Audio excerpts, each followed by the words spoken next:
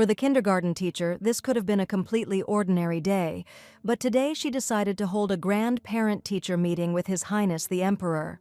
The heroine suggested to her elder brother, a respectable gentleman, that he look through the journal in which all of Maxian's linguistic habits were recorded. The great emperor named Norsgidheid took a deep breath, and a mixture of curiosity and incomprehension was visible in his eyes. The lady warned him that the same thing applied to his brother, making it clear that the conversation should be serious. Next to the emperor was the captain of the Knights of the Sanctuary of the Supreme, named Johann Daisath, and the lady warned that if you read the document, you can find out that Maylene hit the boy. This had already happened 10 times in a month, which is why she decided to call the relatives of the restless children. The boys bowed their heads low before the teacher, realizing that she would hardly be able to forgive them. The lady asked in a low voice to raise her head. She wanted to look into the eyes of the people she was talking to. Smiling, the lady admitted that this was the only way they could start the parent-teacher meeting and find out all the children's problems.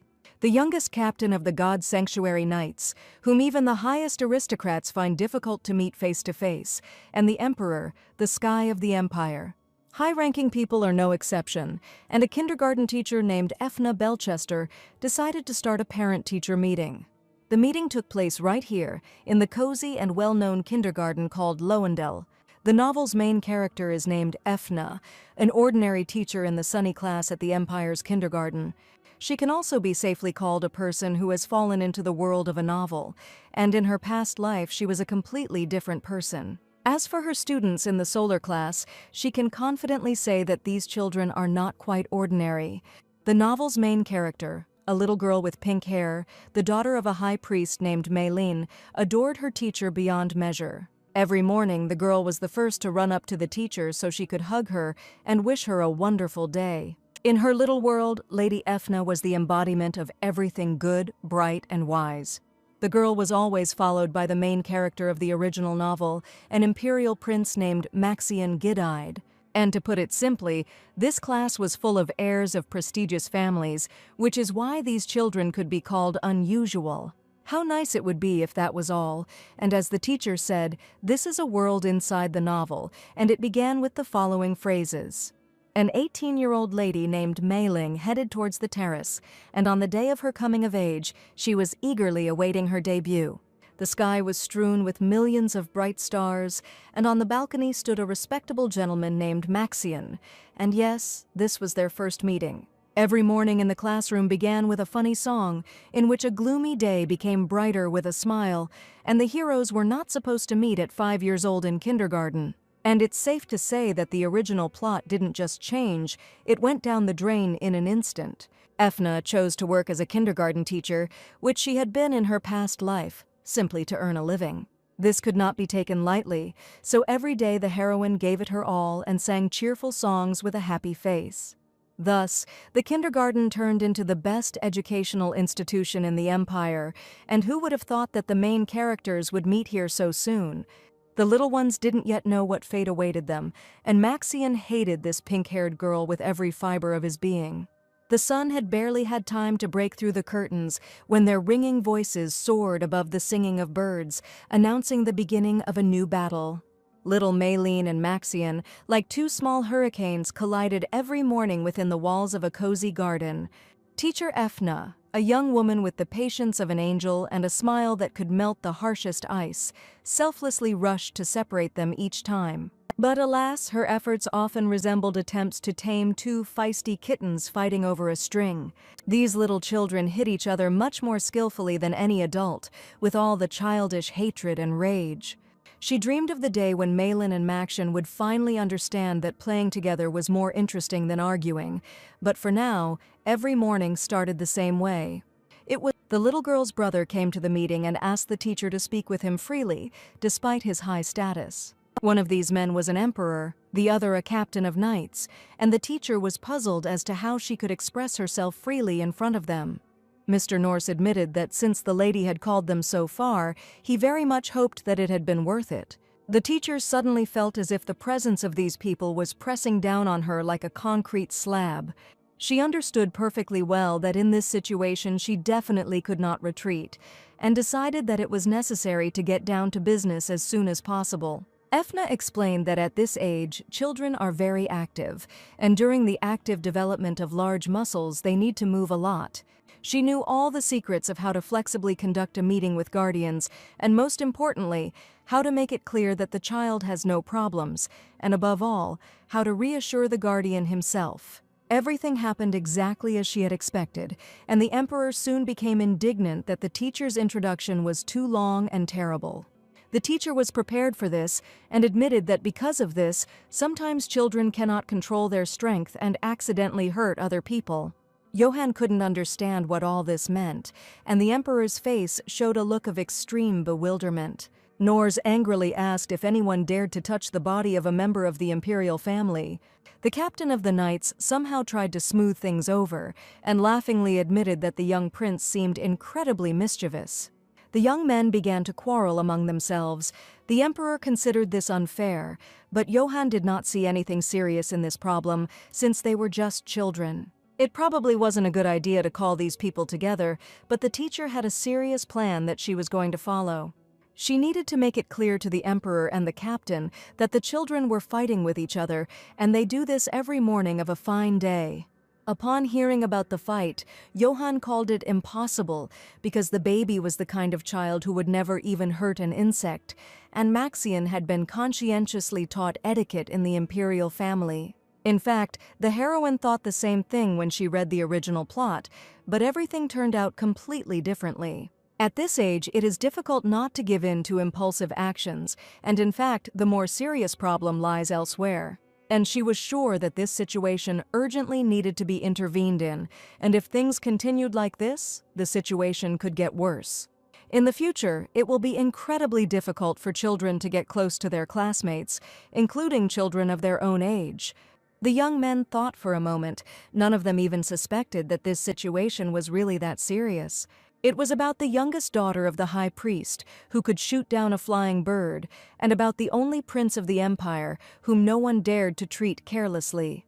At the same time, no one dared to approach these children, and the teacher understood that she would have to explain everything that was happening for too long. Efna promised to do everything possible to guide the children on the right path, but admitted that she needed help from adults. Yes, she was a kindergarten teacher, but a huge responsibility also lay on the shoulders of her relatives. There was complete silence in the room. The young men looked like parents of newcomers, but still, compared to the other guardians, they were just short lambs. At such moments, it is important to hold the reins tightly, and the teacher understood this perfectly well. Johann was the first to speak out, and he solemnly promised to talk to the little girl and discuss her behavior. The emperor was supposed to answer next, but he remained silent, and the teacher decided to find out how he was going to proceed. Sighing, the young man declared that he would definitely give instructions to the imperial teacher to talk to Maxian. Only Lady Efna knew that this would definitely not work, and the young men were a little confused about what exactly they should do.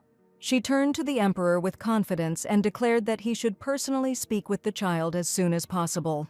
The emperor looked into the teacher's eyes and asked if she really didn't understand at all who she was talking to. The emperor was the sky of the empire, and in his opinion, the girl should know how much time he had allocated to come here. His words began to press with force again, and Efna stated that since the emperor had found the time, she was sure that he would be able to pay more attention to the child as well. And even if he didn't like these conditions, she was ready to accept a terrible execution, because she had already died once, and she had nothing to fear. After her words, the emperor stood up from his seat, laughed loudly, and at that moment huge goosebumps ran across the girl's body. Efna began to worry. Perhaps she had gone too far in her conversation, and yet the emperor himself stood before her, and she could very well seem careless. Suddenly, the captain decided to intervene, saying that the teacher was right, and anyone who makes excuses and neglects their family looks pathetic. The teacher only prayed that the captain would not try to tease the already angry emperor now. Johann had such a smug look on his face, as if he himself was completely innocent. Therefore, she addressed the gentleman, stating that the same thing applies to him, and the young men are in absolutely the same conditions. She warned the gentleman to talk to the children about their life in kindergarten, and on the one hand it could be called an occupational disease when you risk your own life because you have to. The desperate struggle to resist persuasion during the parent-teacher meeting required incredible strength. It seemed that after the teacher's words, the young men thought deeply, well, this reaction was quite natural. Raising children can be called the hardest work in the world. This is exactly what the teacher was trying to achieve. Suddenly, the office door opened and a small, blue-eyed lady appeared in the office. The little sister immediately saw her brother, whom she loved incredibly. The sweet little girl had to run up to the gentleman to hug him with all her childish sincerity. And what was Johann's surprise when the girl first ran up to her teacher and loudly declared that she loved her incredibly. All this time, the little girl was worried about the parent-teacher meeting, so she couldn't resist and went to her teacher. Malin asked with sad eyes if it was really because of her behavior that her older brother was now being scolded. This girl was incredibly sweet. The teacher rushed to calm her down, and she simply told her brother what a good girl she was. Makshin then entered the office, threateningly declaring that it was forbidden to burst into the office without permission. This morning, he clearly did not expect to see the emperor in his office, a meeting for which he was certainly not prepared. The gentleman turned to the boy and asked him why he was being so rude to his classmate. The girl hugged her teacher tightly and said, "Did stupid Maxian finally have problems?" The arrival of the children eased the tension a little. The younger sister brushed off the night captain, and this was very unexpected. The teacher suggested ending today's meeting because the children were too tired of waiting, and it was time to go to class. While the captain was perplexed, the teacher turned to the emperor because she wanted to discuss something with him. Mr. Norse looked like a very tall, noble gentleman, and the teacher didn't even reach his shoulder. The little girl pulled the boy along with her because the teacher had just told them to leave and get ready for class. Finding herself too close to the emperor, the teacher seemed to forget everything she wanted to talk to him about. Efna tried to somehow tell the gentleman that he was standing too close, and she didn't notice how she touched his chest with her hands. Touching the great emperor, the teacher screamed in surprise because it was unlikely that anyone could touch him. And just now she, usually a kindergarten teacher, touched the chest of the emperor himself with both hands. In fact, all this time the young man was trying to approach the shelf that was behind the teacher. He noticed that it was so old and it seemed like it was about to break. The emperor didn't even suspect that Efna was now thinking about something completely different, being so close to him. The heroine did not dare to raise this topic, but admitted that they needed to decide how to address each other. The emperor took her words in surprise, as if he was not at all ready to communicate with the teacher any further. The most important aspect in learning is the proper relationship between teacher and guardian. And in order for everything to work out well, Efna decided that it was necessary to establish contact with the emperor by any means necessary. She held out her hands and joyfully declared that now the emperor could repeat after her and simply call her Madam Teacher. It was likely that no one had ever asked Norsa about something like this before, and it was unlikely that anyone would dare try to establish contact with a high-ranking official. The lady continued to smile. She was sure that it was not that difficult. She just needed to be patient. He tried to pronounce the first letters of the word teacher, but it was as if there was a huge lump stuck in his throat that prevented him from making a sound. Efna knew perfectly well how to deal with children. Now she imagined that it was not the emperor who stood before her, but just an ordinary boy.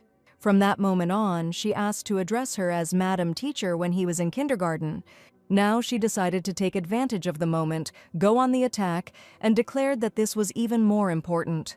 The lady assured that it was all a matter of mutual formal address, and this meant that the emperor should not use informal speech in the presence of children. On the one hand, the emperor understood perfectly well what she was talking about, but it was still difficult for him to be in such a situation. Now the heroine finally felt a little relief, and she had been preparing for this conversation for a long time. The emperor was incredibly good at formal speech, but for some reason he took too long to straighten up and suddenly asked the teacher to come to the imperial palace. He suggested that this be considered a house-to-house visit, and as soon as the teacher heard about it, she couldn't believe her ears. It sounded like he was inviting her over, like in a romantic fantasy, like you want to come over for coffee. The teacher did not meet alone with the students' guardians, and this was the first time the emperor had met a teacher who called a home visit a private meeting. Efna tried to find out the reason why the emperor insisted on leaving, because the proposal itself sounded strange. She couldn't even imagine why he decided to call her to the imperial palace, because today there was a parent-teacher meeting where they could talk about everything. Suddenly, the emperor touched the tip of her ear with his hand, while the girl's cheeks were filled with a red blush. Norse admitted that he would like to speak privately with the teacher, and there is nothing unusual about this at all. He whispered that he wanted to know a lot, but there were too many ears here for such a sincere conversation. He meant that he wanted to know about the boy, but he was also interested in the teacher, for whom he had many questions. The lady still wondered why the emperor decided to come so close to her that she was ready to fall through the ground. His interest was noticeable, in fact. He simply cared about his little relative. 5 years ago, a strange event occurred in one of the empire's towns, which immediately became the talk of horror among local residents. The maids whispered that the master had added Lady Lillian to the family register. She was a daughter and had only been in the mansion for a month. The news quickly spread throughout the mansion. The maids were sure that Lady Lillian had a special advantage. The lady was renowned for her talent, and the one thing that Lady Efna could never have, no matter how the heavens turned. Everyone knew about the family's mysterious talent, and it was impossible for a relative not to possess it. One of the maids was sure that it was only a matter of talent, but in many other respects Lady Lillian was much more dominant. While the maids were whispering among themselves, they did not notice how the silhouette of a lady in a nightgown appeared in the corridor. It was Lady Efna, and she asked menacingly what the maids were chatting about here, and what it meant to be a Windestra. The lady decided to ask this question because she really didn't understand what this phrase meant, and it seemed like she would go crazy if she didn't find out. The maid was incredibly irritated by the mistress's muttering, judging by her manner. Although she was a lady, she was treated here no worse than a mongrel. The servants began to whisper about what had happened to the mistress, and whether she had eaten something spoiled. But Efna said that perhaps it was all because she lacked that very talent that we just talked about. The main character was indeed stuck in the wrong romance, but she had no choice but to start living a new life. After many years of working as a teacher, she realized that she had suffered a serious professional injury. When she saw a rude child, she certainly could not leave him without education, and the same applied to all adults. And the maids were just little girls to her, whom she now invited to sit on a chair for reflection and think about their behavior. The family of Count Winderster was truly special. All representatives were born with outstanding talent, some with a beautiful voice, and some with incredible physical abilities. There was a young man in the family with a talent for business, and these people excelled in various fields. Although the Count's family did not have a long history, it was precisely thanks to these talents that they were able to take their place among the central aristocracy. For the first time in the family's history, a child without talent was born, and he was immediately treated with disdain. It was this child who turned out to be the main character, named Efna, and her fate was definitely doomed. The lady dreamed of becoming a happy heroine, but still, the resettlement turned out to be a huge mistake. She managed to remember the plot of the original story, but now the main characters hadn't even been born yet. And Efna ended up in the body of the talentless Efna Wenderster, a simple 17-year-old girl, in no way connected to the main characters. The main character's new life story did not promise anything pleasant, and the girl understood that she needed to become strong in order to survive in this world. Fortunately, she was not alone in this cruel world, and on this terrible day her beloved sister was looking for her again. This dazzling child, a radiant girl with sincere eyes, was a half-sister named Lillian. Besides her, the heroine had 2 annoying older brothers, with whom her relationship did not work out from the very beginning. The little sister admitted that she had been looking for Efna for a long time, and that she probably had some important business to attend to. She happily took her sister by the hand and suggested that they go somewhere to eat, because her father said that he would definitely buy them something tasty. This was very unexpected. Until now, her father had only given Efna dried, spoiled food. Lillian asked how about inviting her sister's fiancé, the Marquis himself, who should have already returned to his domain. For some reason, the lady looked very disappointed, and Efna did not understand the reason for her behavior. The impudent older brother decided to address his sister, saying that she should have been softer and that she shouldn't have spoken like that at all. Although no one had approached him at all, the gentleman declared that he was ready to endure this disgrace, but now his little sister had driven him crazy. His stupid behavior seemed too delusional. The young man was simply angry for no apparent reason, and surely no one noticed it. He flared up in just a few seconds, even though no one was even talking to him. The heroine was indignant, and she did not want to discuss her fiancé at all, and it did not matter whether there were relatives standing in front of her or not. After her words, the young man began to shout even louder, declaring that his sister had completely gone crazy and even dared to snap at him. The young man was ready to shout at the whole room, but suddenly a man's hand stopped him, and the man asked him not to speak like that in front of the servants anymore. A respectable gentleman appeared in the room, who was the father of the untalented young gentleman who allowed himself to be treated as he pleased. The father turned to Lady Ethna, to whom she was even afraid to answer anything, realizing how angry he could become at any moment.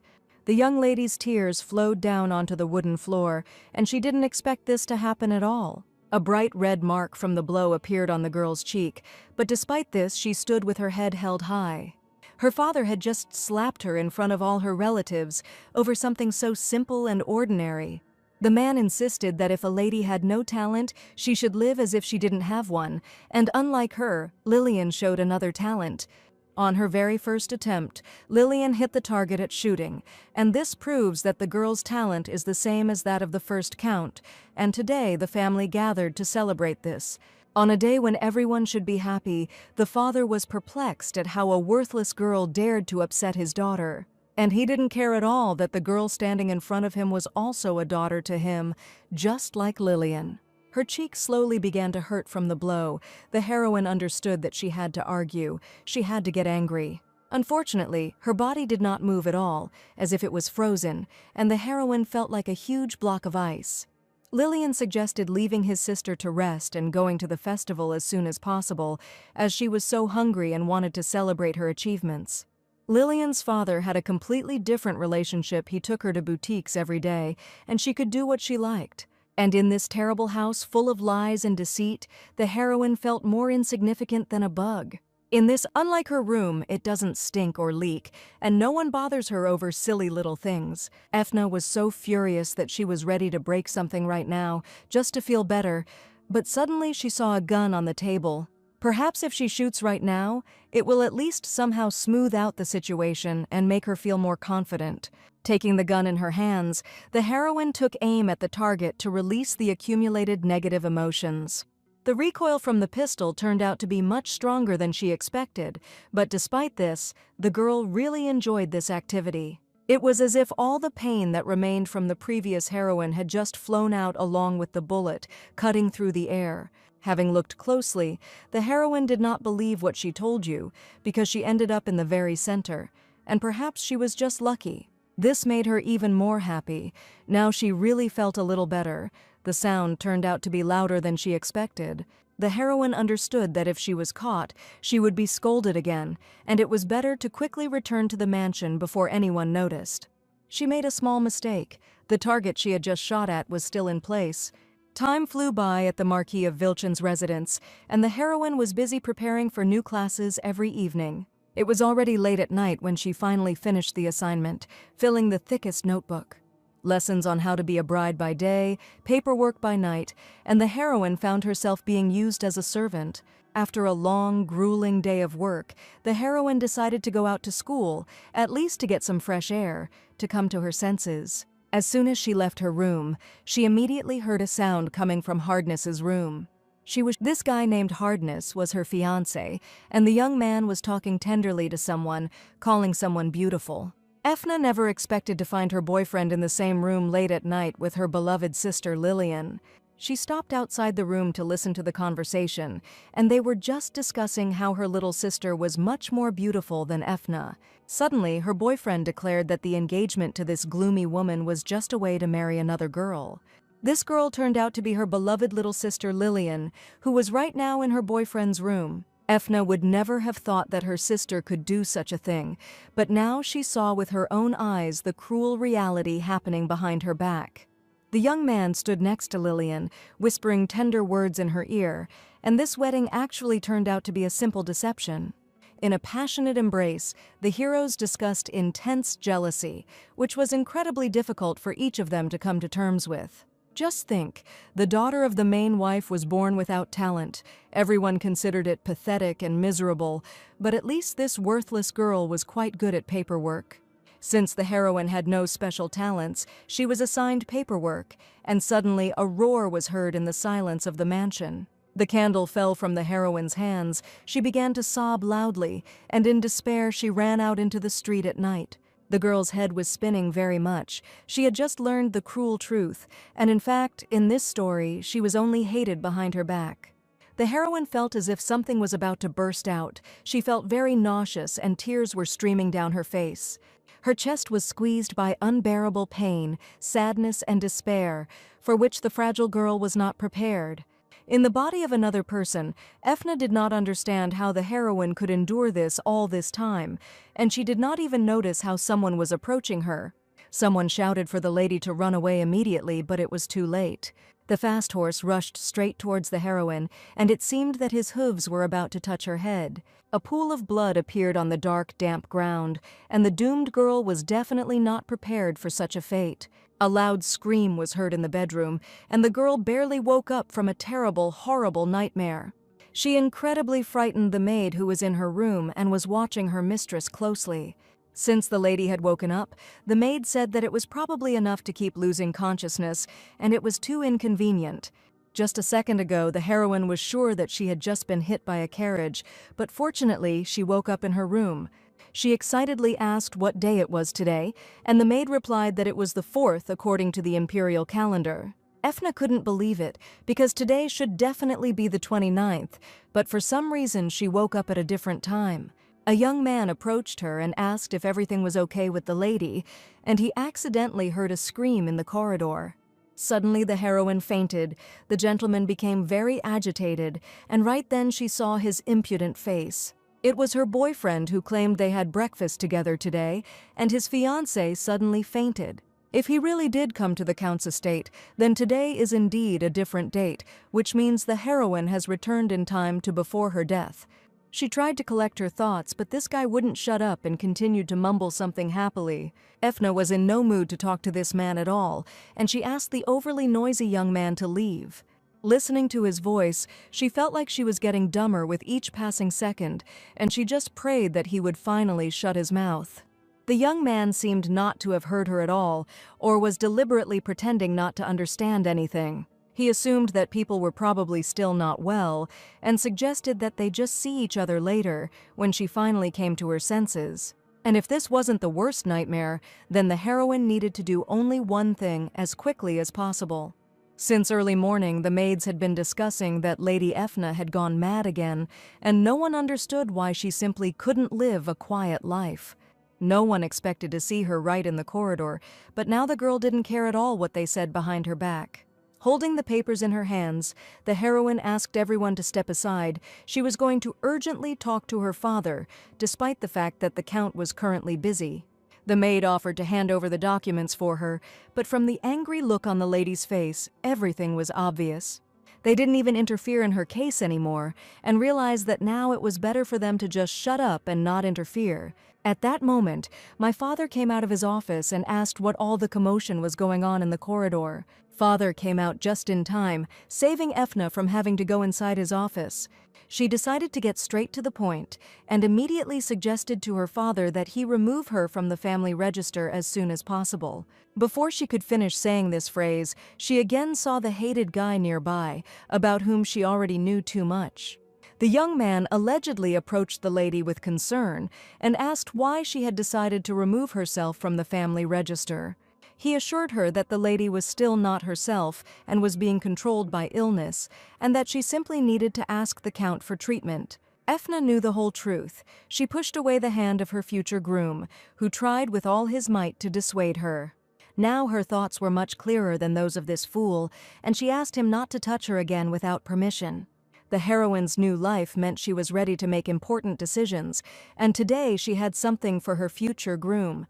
The lady handed the young man a letter of annulment of the engagement and declared that she had no need of such a husband. Hendrik looked at the small envelope with bewilderment, not understanding why the noble wife had suddenly decided to break off the engagement.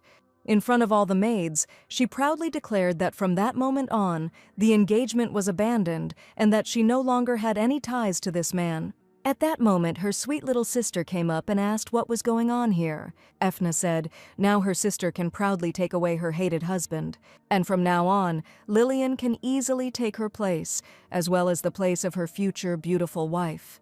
The lady said that everything she had thrown out of her life was much better suited for her little sister.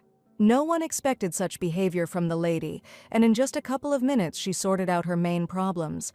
Lillian was sure her sister didn't suspect anything, but now even all the maids knew that the mistress had just given away her husband.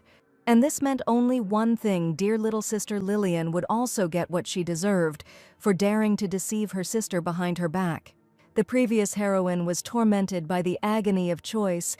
Every day she struggled with her desires, wanting to be a beautiful bride and a good daughter. Efna was not prepared to endure such a fate, and found the courage to break up with her unfaithful husband and leave him to her deceitful sister. Perhaps now it would be even better for her to get out of this damned little house, because if she stays here for even a second longer, she will definitely go down on her own. Having opened the closet, the heroine decided to collect all her things in order to understand how much work needed to be done. Opening the closet, she saw only one thick notebook lying on one of the shelves instead of a pile of clothes. This notebook clearly belonged to the previous heroine, and Efna decided to find out a little about the girl she now was. The book said that today the heroine was convinced that she, like the first count, possessed exactly the same talent. The conversation was about the talent of the first Earl of Vendester, but the heroine did not understand why this was written in Efna's personal notebook. All this time she was sure that it was her little sister who possessed a magnificent talent, and once in this body, the girl did not feel any abilities. She continued reading the diary.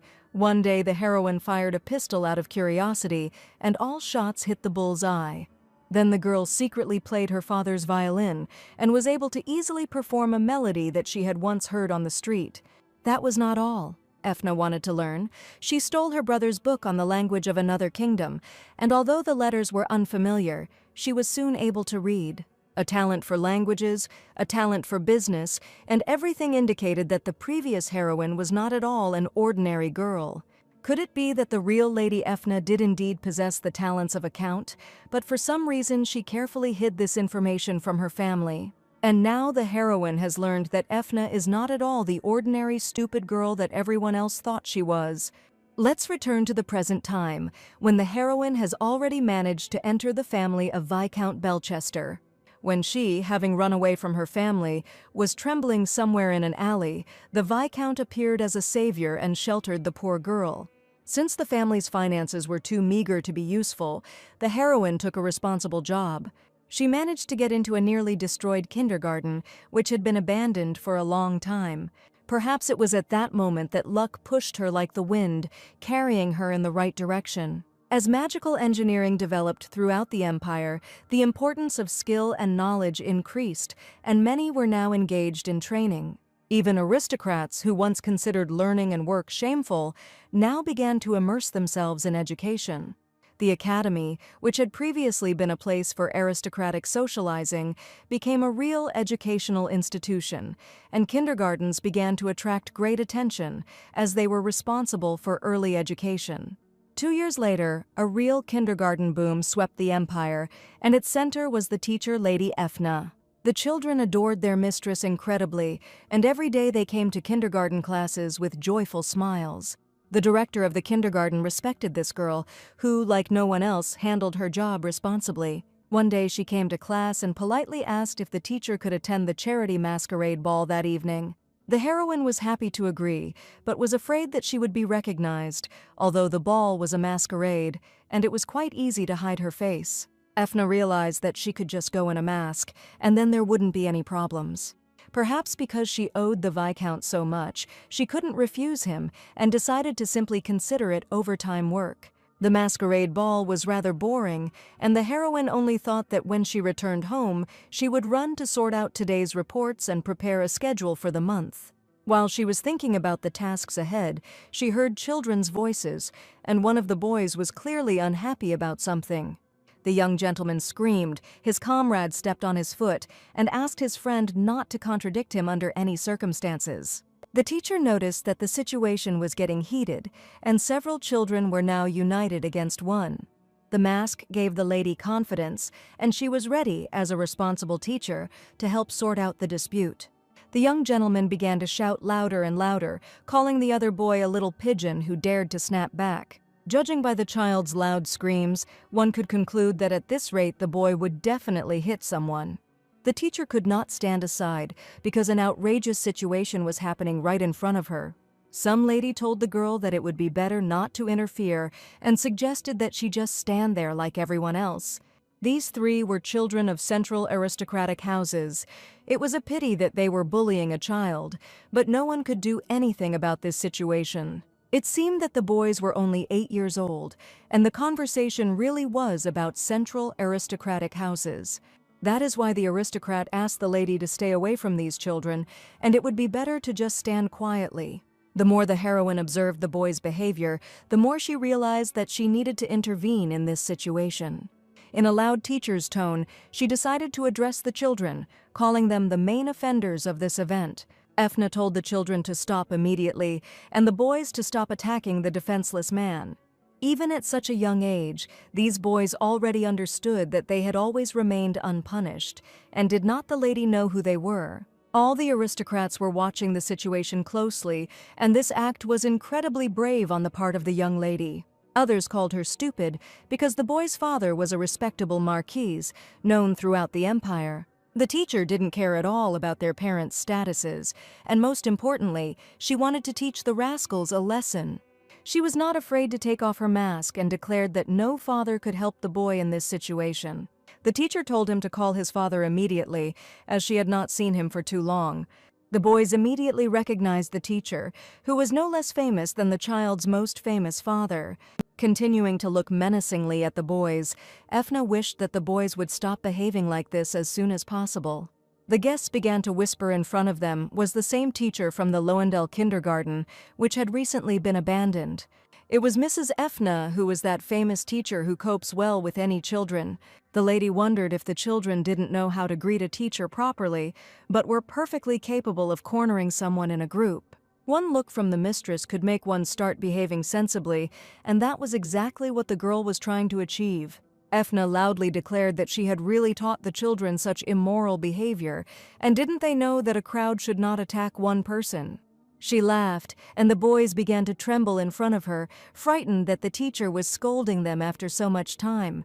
She called the children little rascals who decided to behave as they pleased, but at that moment another hero appeared in the hall. Behind her stood a tall, respectable gentleman in a black tuxedo and a black velvet mask, who was definitely an aristocrat. The boy who was being attacked by children screamed. His beloved older brother finally came to the party. He tried to tell the master that these scoundrels were insulting him, wanting to make a laughing stock of him in front of everyone. This man turned out to be the boy's older brother, and the heroine immediately felt his overwhelming aura. One only had to look at the other guests, and at the sight of this gentleman the gossips instantly shut their mouths. The kind young gentleman hugged his older brother tenderly and told them that they had had a fight with the boys in front of everyone. It wasn't a mutual quarrel, and the boy was so upset that his older brother immediately sensed it. Efna greeted the respectable gentleman, introducing herself as their teacher, and told him about the small quarrel, promising that their parents would arrive soon. The gentleman was sure that the parents would come crawling without a doubt, and they were definitely expected to appear with their children at the event. The teacher said it wasn't a fight, but one-sided bullying, and like their teacher, she sincerely apologized. The bullying couldn't be called a mistake this time. The blame lay entirely with the boys, but the teacher still felt guilty. At that moment, the children's parents appeared and were surprised that something like this could happen at a banquet. The gentleman in the black mask grinned as soon as he saw the marquis named Eliard Gopin in front of him. The man rushed to embrace his child and asked why the marquise's name was mentioned. The gentleman said that the Marquis was a pathetic fool who couldn't even control his own child, and that was precisely the reason he decided to say so. It seemed as if the guest had gone crazy. The man asked if the gentleman really didn't know who he was and allowed himself to be treated so rudely. The gentleman asked him to stop talking nonsense because his son had just bullied his older brother, and didn't the Gopeng House teach that starting a fight you can't win is simply absurd? The gentleman slowly removed his black mask. The Marquis stood rooted to the spot and did not say another word. No one expected to see this man at an ordinary banquet, because his title was too high for such events. Having removed his mask, the highly esteemed Duke Kaiden Hildebrand appeared before the guests, and the aristocrats were afraid to even breathe next to him. The man bowed low and offered his deepest apologies for his son's rude behavior.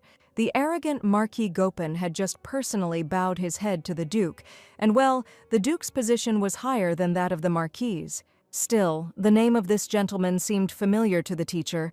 She tried to remember where she had heard it. Her feeling did not fail her. The next second, the teacher finally understood what kind of person was standing right in front of her. It was the Grand Duke Hildebrand, about whom there were too many rumors, but hardly anyone dared to have anything to do with this man. People live until they die, and in the novel there was one hero who was called a pathetic fool. Readers were not too kind to Bantide, and were sure that he would be better off begging for death with such a repulsive appearance. This good-natured boy who was attacked by boys was given the role of a prince who one day became a symbol of cruelty, and the heroine had only one question left: how did this sweet, innocent baby grow up to be such a villain? What happened to him? Suddenly, one of the girls fell right onto the cold marble floor, and the boy immediately wanted to help her.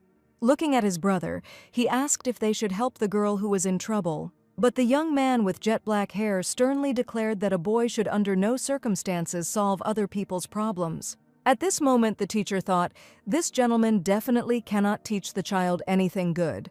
Efna decided to intervene in the conversation and stated that she would like to add something and convey information.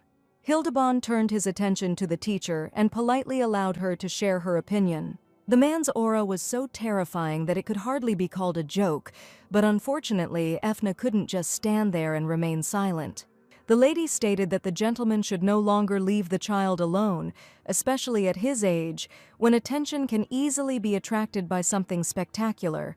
The teacher had just scolded the Grand Duke in front of everyone, and people were whispering about whether she would be okay. No one could even imagine how the Duke would behave, and he could fire the teacher at any second. Instead of anger and fury, a slight smile appeared on the venerable gentleman's face. He confessed to the teacher that he would try to be careful in the future and would definitely take her wishes into account.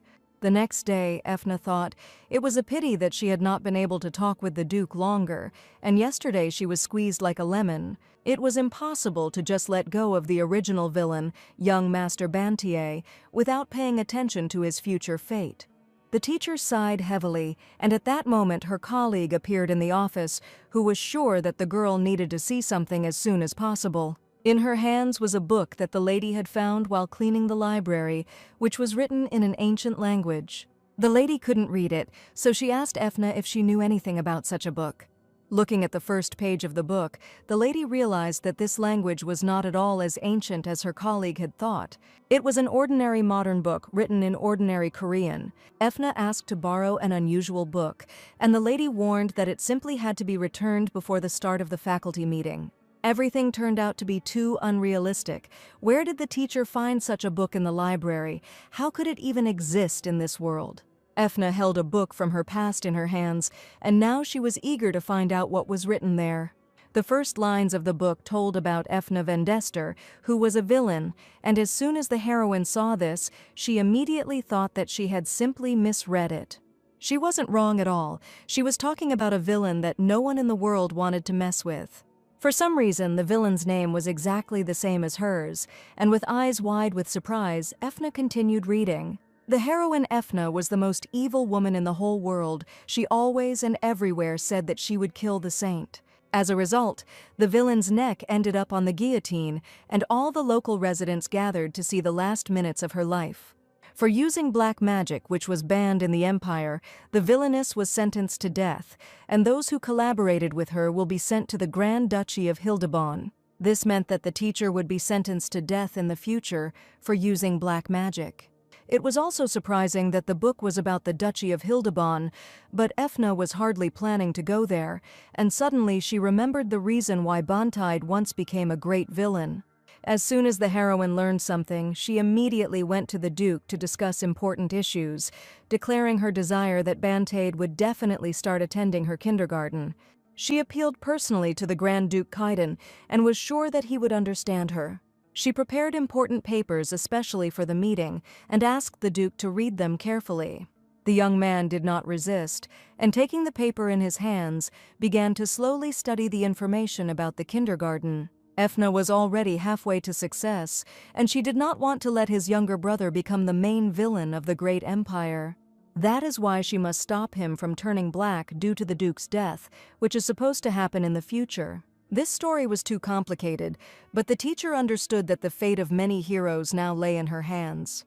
She was almost sure that the Duke would agree right now, but the next second he confidently declared his refusal. Efna didn't even imagine that the Duke wouldn't even ask any questions, but would immediately and categorically refuse. The teacher explained that the kindergarten is a professional educational institution, which will definitely be useful for the young gentleman.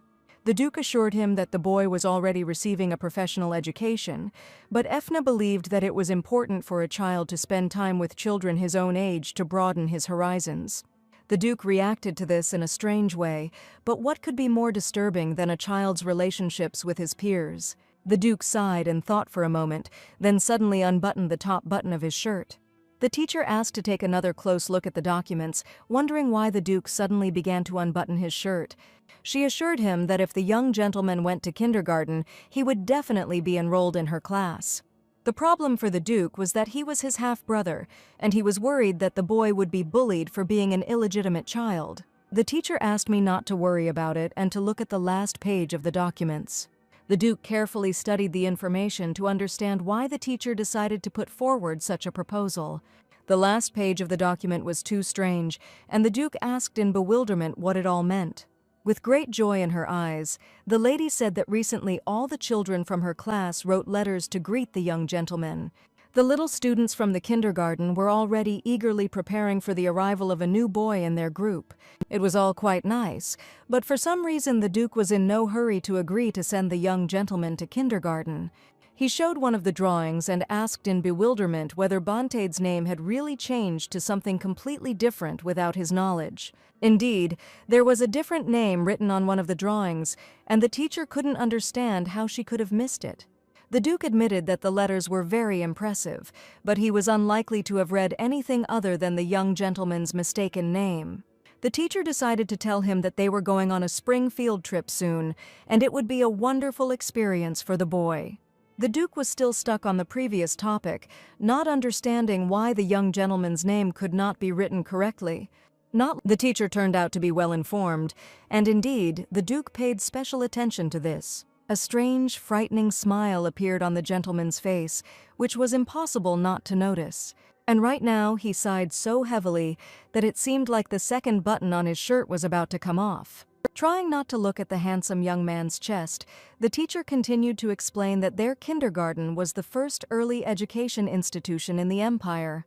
Moreover, the empire now actively finances the early education of children, regardless of their status.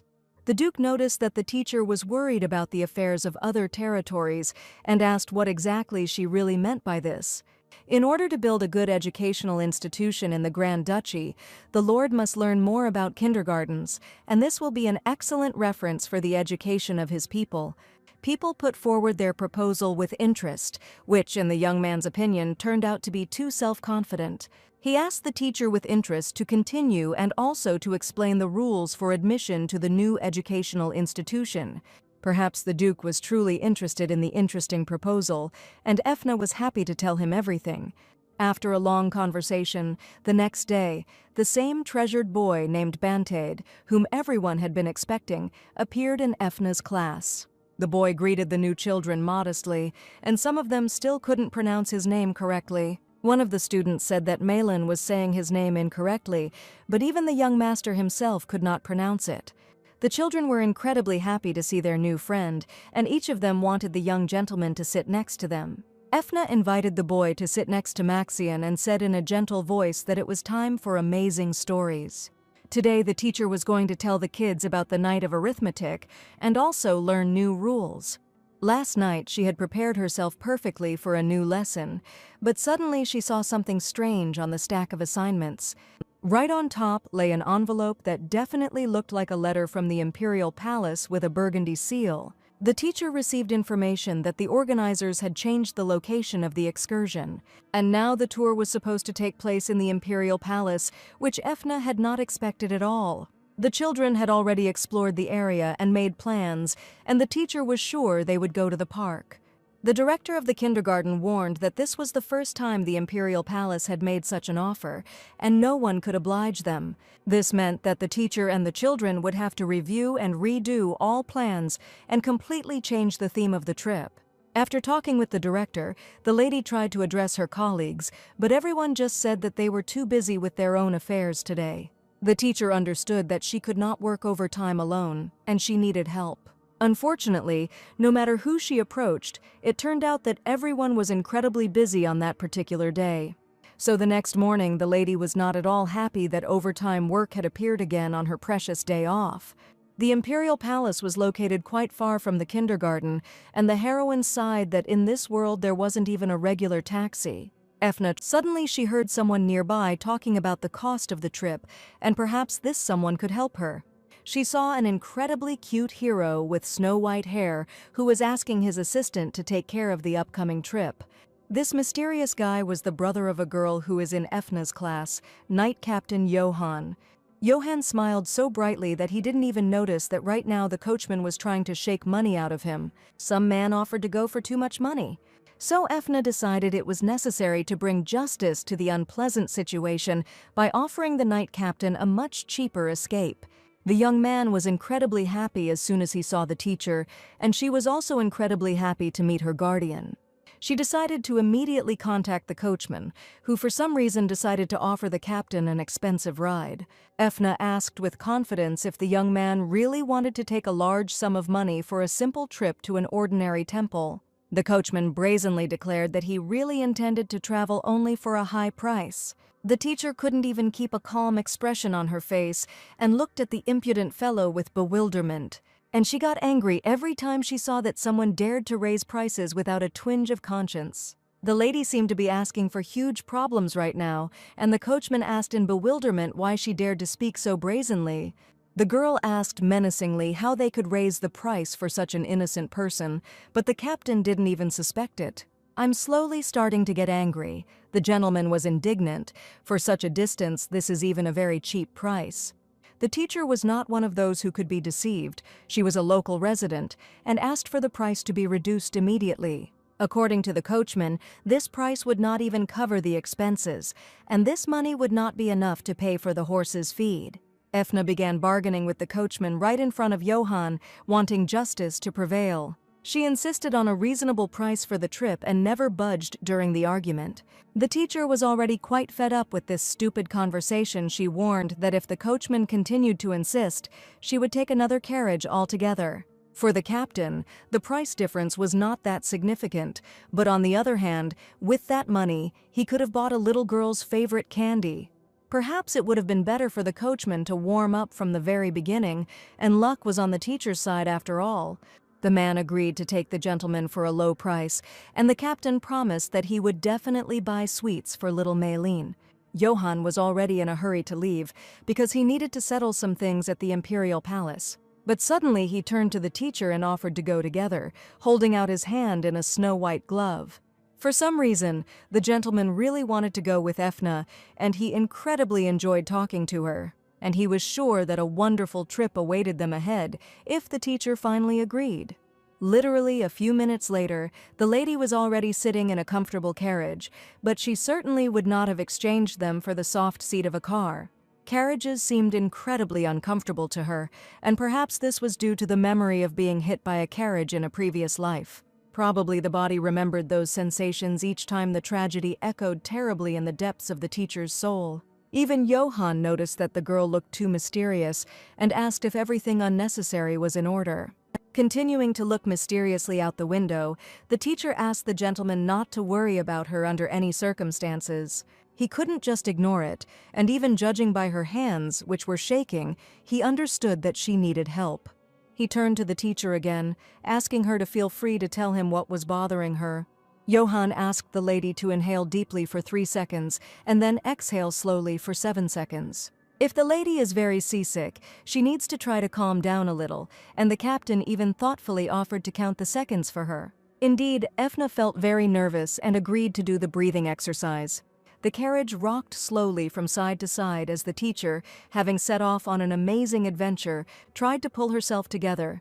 After a few minutes of proper breathing, she felt that she really did feel a little better. Johann was incredibly happy that this helped calm the lady down. This is exactly how he rocked little Maylene when she felt unwell on the trip. Johann's smile was so kind and sincere that it turned out that his aura radiated only light.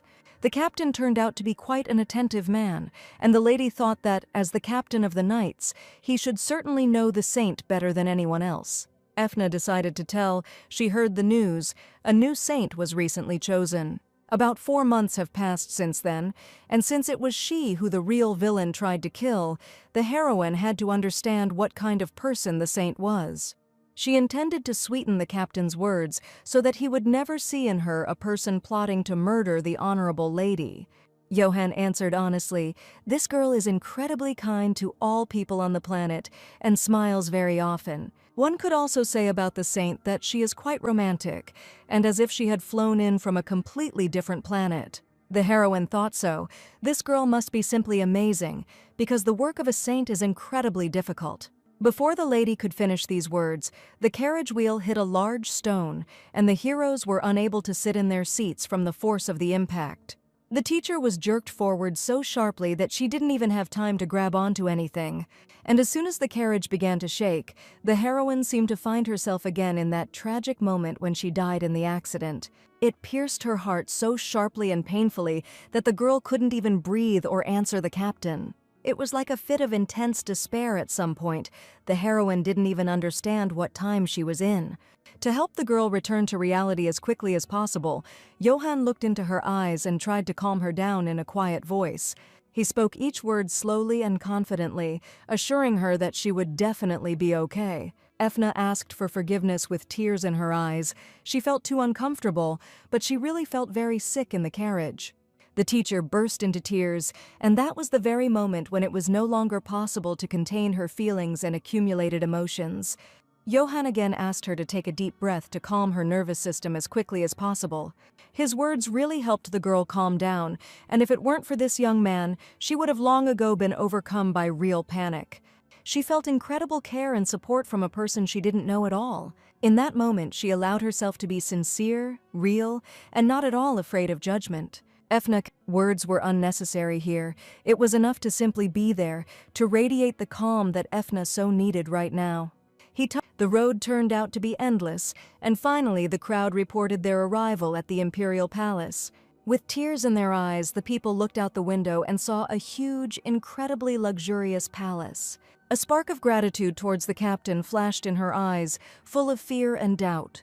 She smiled slightly, and Johann realized that his presence was actually helping her, and this small victory gave him the strength to continue. The lady quickly got out of the carriage, and she was sure that it was very rude on her part, and she had definitely made a serious mistake. Johann just continued to smile sweetly, asking if the teacher had any business at the Imperial Palace.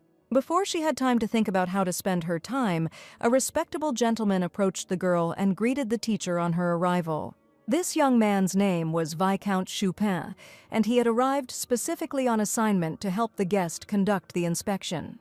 The lady thanked the young man for his hard work even on weekends, and she, like no one else, understood how bitter it was. She suggested first looking at the recreation area, since for children this was the most important thing at their early age. The recreation area was adjacent to a luxurious garden, which had no high steps or sharp ornaments, making it ideal and safe for children. Within the luxurious garden was a greenhouse with rare plants, and it could also be ideal for educational purposes. The teacher wanted to look around a little more slowly, and the gentleman offered to take her pass and look around so that she would be more comfortable. The Viscount still had a lot of other work to do, and even on his days off he worked tirelessly. The teacher's pass only allowed her to be here, and her attention was drawn to a separate palace, which was often used for Soviet events. After examining the area, the teacher found the fountain dangerous, and the children definitely needed to be kept as far away from it as possible. On the other hand, he might be incredibly popular with the kids if they see him. As the teacher carefully examined the area, she thought she would have a wonderful day, but suddenly she saw someone. Her ex-fiancé, Hardness, was heading straight towards her, having been caught with his younger sister. The gentleman in snow-white gloves whispered the name of Lady Efna, and his thoughts had been occupied only with her for a long time. In front of the gentleman lay a man with his hands tied, asking for mercy and to be released as quickly as possible. The gentleman in the snow-white gloves was Johann, and he had no doubt that the saint had gone off to write another novel. The young man from whom he tried to get the truth insisted that he really did not have any information. Johann didn't want to listen to his whining any longer and ordered him to be removed as far away from his sight as possible. The young man sighed and declared that every day he saw only such trash, and there were no decent people left in his circle. Every day he was haunted by a strange, deep feeling, a sense of global emptiness that he could not get rid of. On the one hand, this feeling seemed frightening to him, but on the other hand, it was incredibly attractive. The ex-husband hadn't changed at all. He was still impudent and muttered something as soon as he saw the teacher. There were rumors that serious troubles had arisen at the Marquise's house, and Efna believed that this was indeed the case. She felt incredibly uncomfortable being around this man, and she prayed that he would remove his stupid expression as soon as possible. Hardness, and in a menacing voice, the teacher asked the man who had a huge black hole instead of a heart to never come near her again. The young man did not understand why she was acting so carefree after she had dared to brazenly run away from home. He offered to go back with her and beg the Count for forgiveness, while Efna was about to count to 3 and run away, never to see the eyes of this impudent liar again. The young man suggested shouting something loudly, but the heroine understood that he definitely intended to do something new. After slowly counting to 3, Efna simply turned around and ran as fast as she could, wherever her eyes looked. But before she had time to run far, her path was suddenly blocked by her younger sister, who was no worse than her ex-husband. Lillian still looked angelically beautiful, and it was impossible to even think that this sweet girl could deceive anyone. In a pleasant, sweet voice, she asked how her beloved little sister, whom they had not seen for a long time, was doing. She also turned her attention to Hardness, and now at last the trio was fully assembled. Efna decided to walk past her sister and noticed that she had even managed to ignore her just now. And Lillian really did go to Hardness first and confess that she had to go through so many problems to get out of the temple and see him.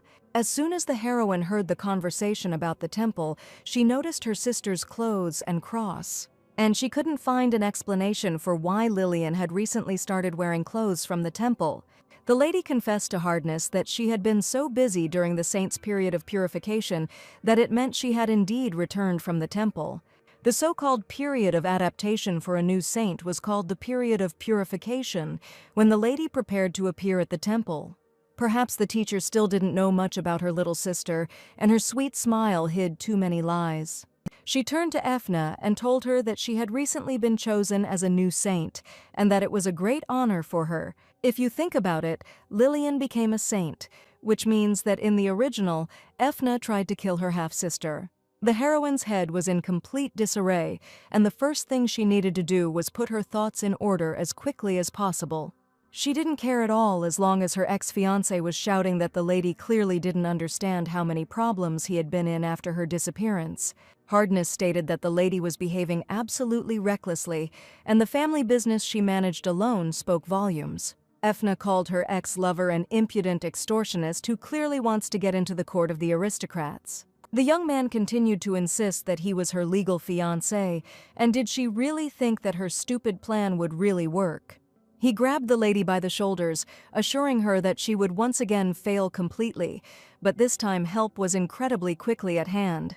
In front of the impudent man stood a respectable gentleman who knew that Efna had long since broken up with this man, but he was still bothering her.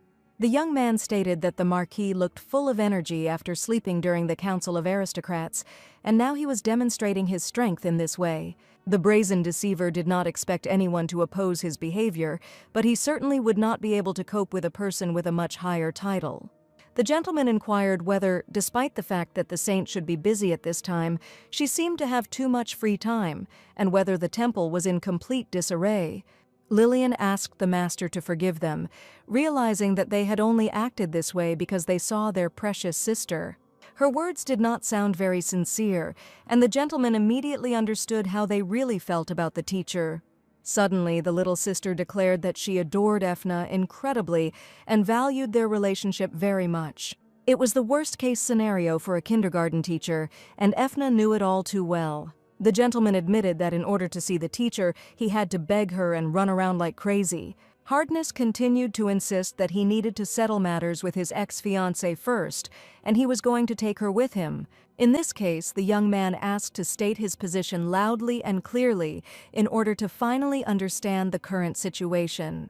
He tried to mumble something, but his voice was so quiet that the gentleman could not hear anything at all. Hardness insisted that Lady Efna belonged only to him, and this concerned his personal family life. The honorable gentleman didn't care at all because he had just seen how rudely this deceiver dared to treat the girl. He didn't argue with his savior for long and, cowering in anger, hissed that now everything was absolutely unimportant. The gentleman was sure that the Marquis would not be able to tell him anything, and he was simply convinced that everything was fine with the girl. He warned that they had a preliminary agreement with their teacher and would like to speak with her personally. The young man reminded her that the lady had promised that they would definitely do something together, but unfortunately, Efna could not remember anything like that. Strange words came from the young man's mouth. We promised to do it together, and he definitely couldn't have come up with this. Finally, the teacher remembered. It was about a home visit. Because of this time, she was actually able to forget it. Now she had to go back, and she was not at all prepared for such a change in plan. The sun was still shining very high and brightly, but the teacher definitely didn't want to waste any more of the precious daylight of her only day off. The gentleman asked again whether she really needed to leave urgently, and whether she had absolutely no time. Efna wished she could keep her promise, but unfortunately she really didn't have that opportunity right now. While they were chatting pleasantly with each other, the ex-fiancé looked with hatred at their free and sincere communication. Still, he could not contain his anger and shouted he had no other choice but to tell Count Wendester everything. The teacher didn't care at all what else this fool was going to do, and she was even ready for him to tell his father everything. She asked if the young man really thought she would continue to help save his sinking business. The teacher was incredibly grateful to the gentleman for his help, while her ex-fiancé continued to shout something after her. The younger sister also stayed with Hardness, and finally it was no longer possible to hide the terrible truth and stupid deception. The lady congratulated her sister on being made a saint, and she gave her blessing to Hardness without hesitation. Apparently, he would clearly need it more, but now Efna was no longer going to tolerate impudent lies behind her back. The gentleman suggested going to the greenhouse, as it was already becoming unbearably cold outside. A very cool wind blew, and a small pink petal fell right in front of Lillian's feet. This small, delicate petal looked like her beloved little sister, with whom she would definitely never have the same relationship again. Lillian understood perfectly well that one day the truth would definitely be revealed, and her sister would learn about her cruel lie. She wasn't at all prepared to let her little sister get away with it again, and Lillian couldn't allow her to treat her like that. The heroes went to a cozy, warm greenhouse, and this place was incredibly beautiful. They say that if lovers come to this greenhouse, their love will last forever. The young man decided to ask the teacher if it was awkward when the excursion location suddenly changed to the Imperial Palace. The teacher said that she even had to work overtime, and the emperor was grateful that she so willingly agreed. And since the young man wanted to say this from the very beginning, it was not even worth asking. This could be called exhaustion of her weak and pitiful body. The teacher could not sleep, could not eat, and did nothing but work. The emperor clearly did not expect to hear such a frank confession, and that the teacher took her work so seriously. The young man could not understand whether this fragile girl was really so fearless or simply too self-confident. Perhaps she should have been more careful with her boldness in the conversation, but the teacher had no intention of hiding anything. She asked the emperor if there was another reason why he insisted on a tour of the imperial palace. As it turned out, there really was something else going on here, and there was some reason after all. And in the opinion of the gentleman, this reason is very important for him, and almost of primary importance. 2 years ago, around this time, little Maxian was almost killed, but fortunately, everything turned out well. The carriage in which the boy was riding passed through the Aquilin Lake Park, and unfortunately, that evening his fate was to end tragically. When the emperor told about the lakes and the park, the teacher realized that this was the park they had originally intended to hold the excursion in. The young man smiled and said that perhaps if he were there again, he would have a real fit. 2 years ago, little Maxian was only 3 years old, and even the teacher was angry about it, and it was impossible to imagine what emotions the gentleman was experiencing. Perhaps the gentleman's actions could be considered selfish. He changed the place without warning, and he was even ready to take a blow from the fragile lady. Smiling, he offered his right cheek and offered to hit the teacher for such a reckless act. Efna couldn't even imagine that she could hit someone, even if it was just a joke. The teacher laughed and asked if she could hit with her palm or her fist, and put her right hand forward. The gentleman certainly didn't expect such a belligerent response, because he was sure the teacher would simply shut up and become embarrassed. The gentleman burst out laughing, but Efna warned him that she had just asked a very serious question, and the young man's behavior was completely inappropriate here. Their conversation was going quite smoothly, and the lady decided to ask a little more about the boy Maxian. The gentleman even managed to cry from laughter, and he was ready with pleasure to discuss all the issues regarding the young gentleman. Quite a few aristocrats looked at Maxian with disapproval, and for aristocrats who covet the throne, the symbol of power is like an uninvited guest. As expected from a first-class teacher, the girl hit the nail on the head, and indeed it turned out to be so. It must have been very difficult for the gentleman and the little boy. The young man wondered if she felt even a little sympathy for him. Efna only had sympathy for those who were naturally weak and sweet, and the honorable gentleman was definitely not on that list. The young man smiled and casually asked the lady not to treat him too lightly, and for the emperor, who was eavesdropped on by rats day and night, a small corner of the meeting room would be enough. The teacher was surprised that the young man really wanted to visit the meeting room when he should be worrying about the future of the empire. Besides, talking about rats and the like is a rather dark topic for a kindergarten. Efna allowed the gentleman to be present on one condition if he received the director's permission, and if he came, she would even treat him to a cup of tea. The morning at the kindergarten was quite calm today, and the children were happily listening to their favorite teacher's new assignments. Today, Efna was planning to give a fascinating tour of the fragrant greenhouse. At the same time, the heroine was both happy and sad. The excursion could be long, and she needed to check every time that no one was tired. She lined the children up in 2 neat rows and happily announced that from that moment, their exciting adventure began.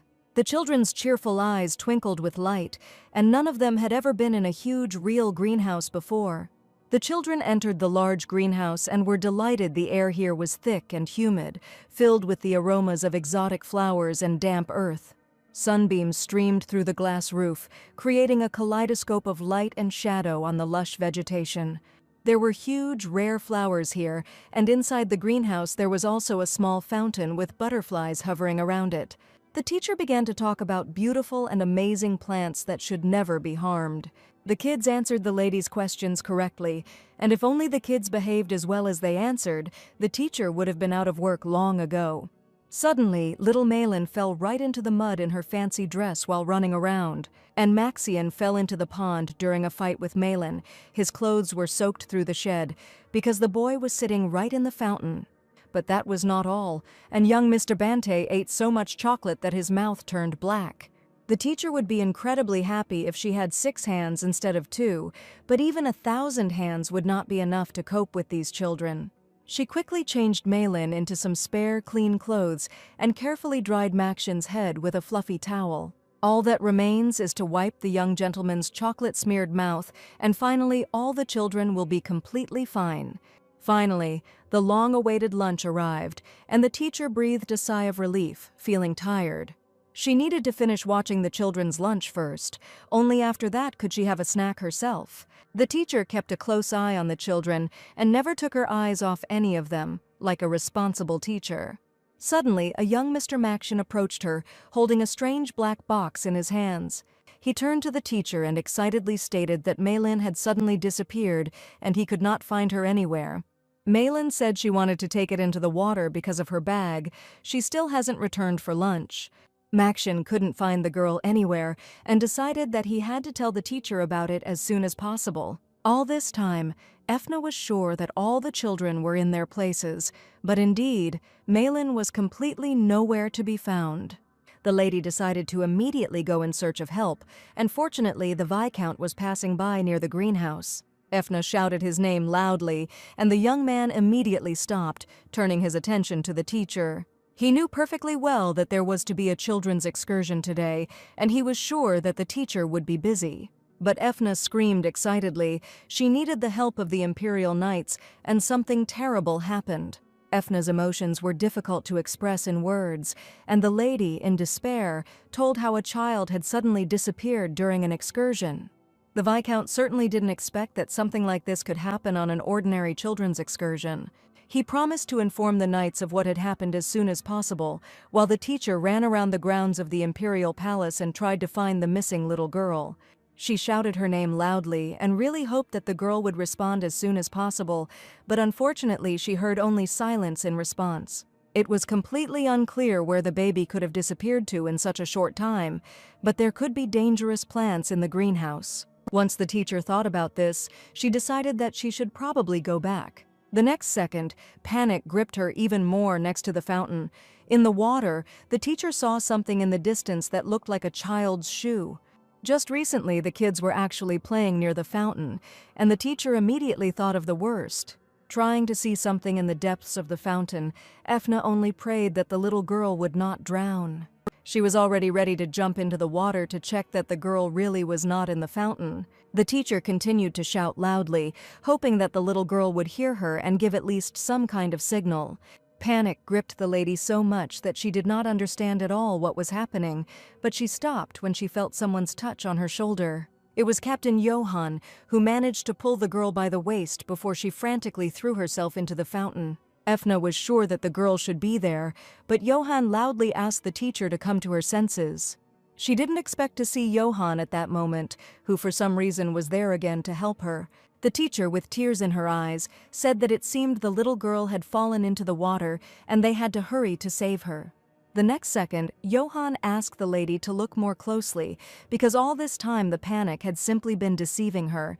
She was sure that all this time she had been looking at a child's boot, which was slowly rocking on the water. As soon as the heroine took a closer look, she realized that it was not a child's shoe, but an ordinary dried leaf. The fog seemed to clear before the teacher's eyes, and she finally saw reality, not overwhelmed by madness. As if that wasn't enough, the heroine thought for a moment that she had completely lost her mind. She didn't even check properly. Her consciousness was as if in another reality, and in fact everything turned out to be different. The teacher was incredibly worried she should have been more attentive and was ready to take responsibility to ensure that Maylin returned safely. She couldn't even imagine that right now there could be a girl, and it's quite possible that she could be in great danger. Johann suggested to the worried lady that they look for the girl together, and perhaps his words might sound impolite. Just now the teacher looked like a small child who was left alone by the water. Efna was ready to trust this man to take care of her, because her dear guardian always helped her in difficult situations. Even now, when he should be more excited than anyone, Johann was incredibly calm. Efna decided that she needed to come to her senses as soon as possible, and there was absolutely no time for worry. The enormous plant, as if awakening from a centuries-long sleep, suddenly came to life. Its thick, gnarled trunk trembled, and thick, fleshy tentacles burst from its crown, as if from a nightmarish tangle of snakes. The captain reacted with lightning speed, and the next second the teacher was free from the insidious tentacles of the magical plant. This is a scream of horror caught in the girl's throat, but this was not the first time the captain had encountered something like this. And what was the lady's surprise when, on one of the huge tentacles, she saw little Malin, who was alive, healthy, and incredibly happy. The girl she had been looking for and worrying about all this time was at the very top of the magical plant. The little girl seemed completely unaware of the danger she was in, and Johann was determined to deal with the magical creatures as quickly as possible. This plant was a parasite, it fed on divine power, and it was unknown what harm it could cause to the child. Naturally, the stronger the divine power, the worse the compatibility, which is why the plant so easily replaced the baby, but in the original it appeared only in the middle of the plot. Efna said that this plant uses people's weakness to bewitch them, and a person with powerful powers is even more vulnerable. And the chances of the captain being bewitched are much higher than those of little Malin, who is still just a child. The little girl happily hugged the magical plant and was sure that it would not harm her. But Johann wasn't so sure about that, because after all, we were talking about a magical creature that couldn't be influenced.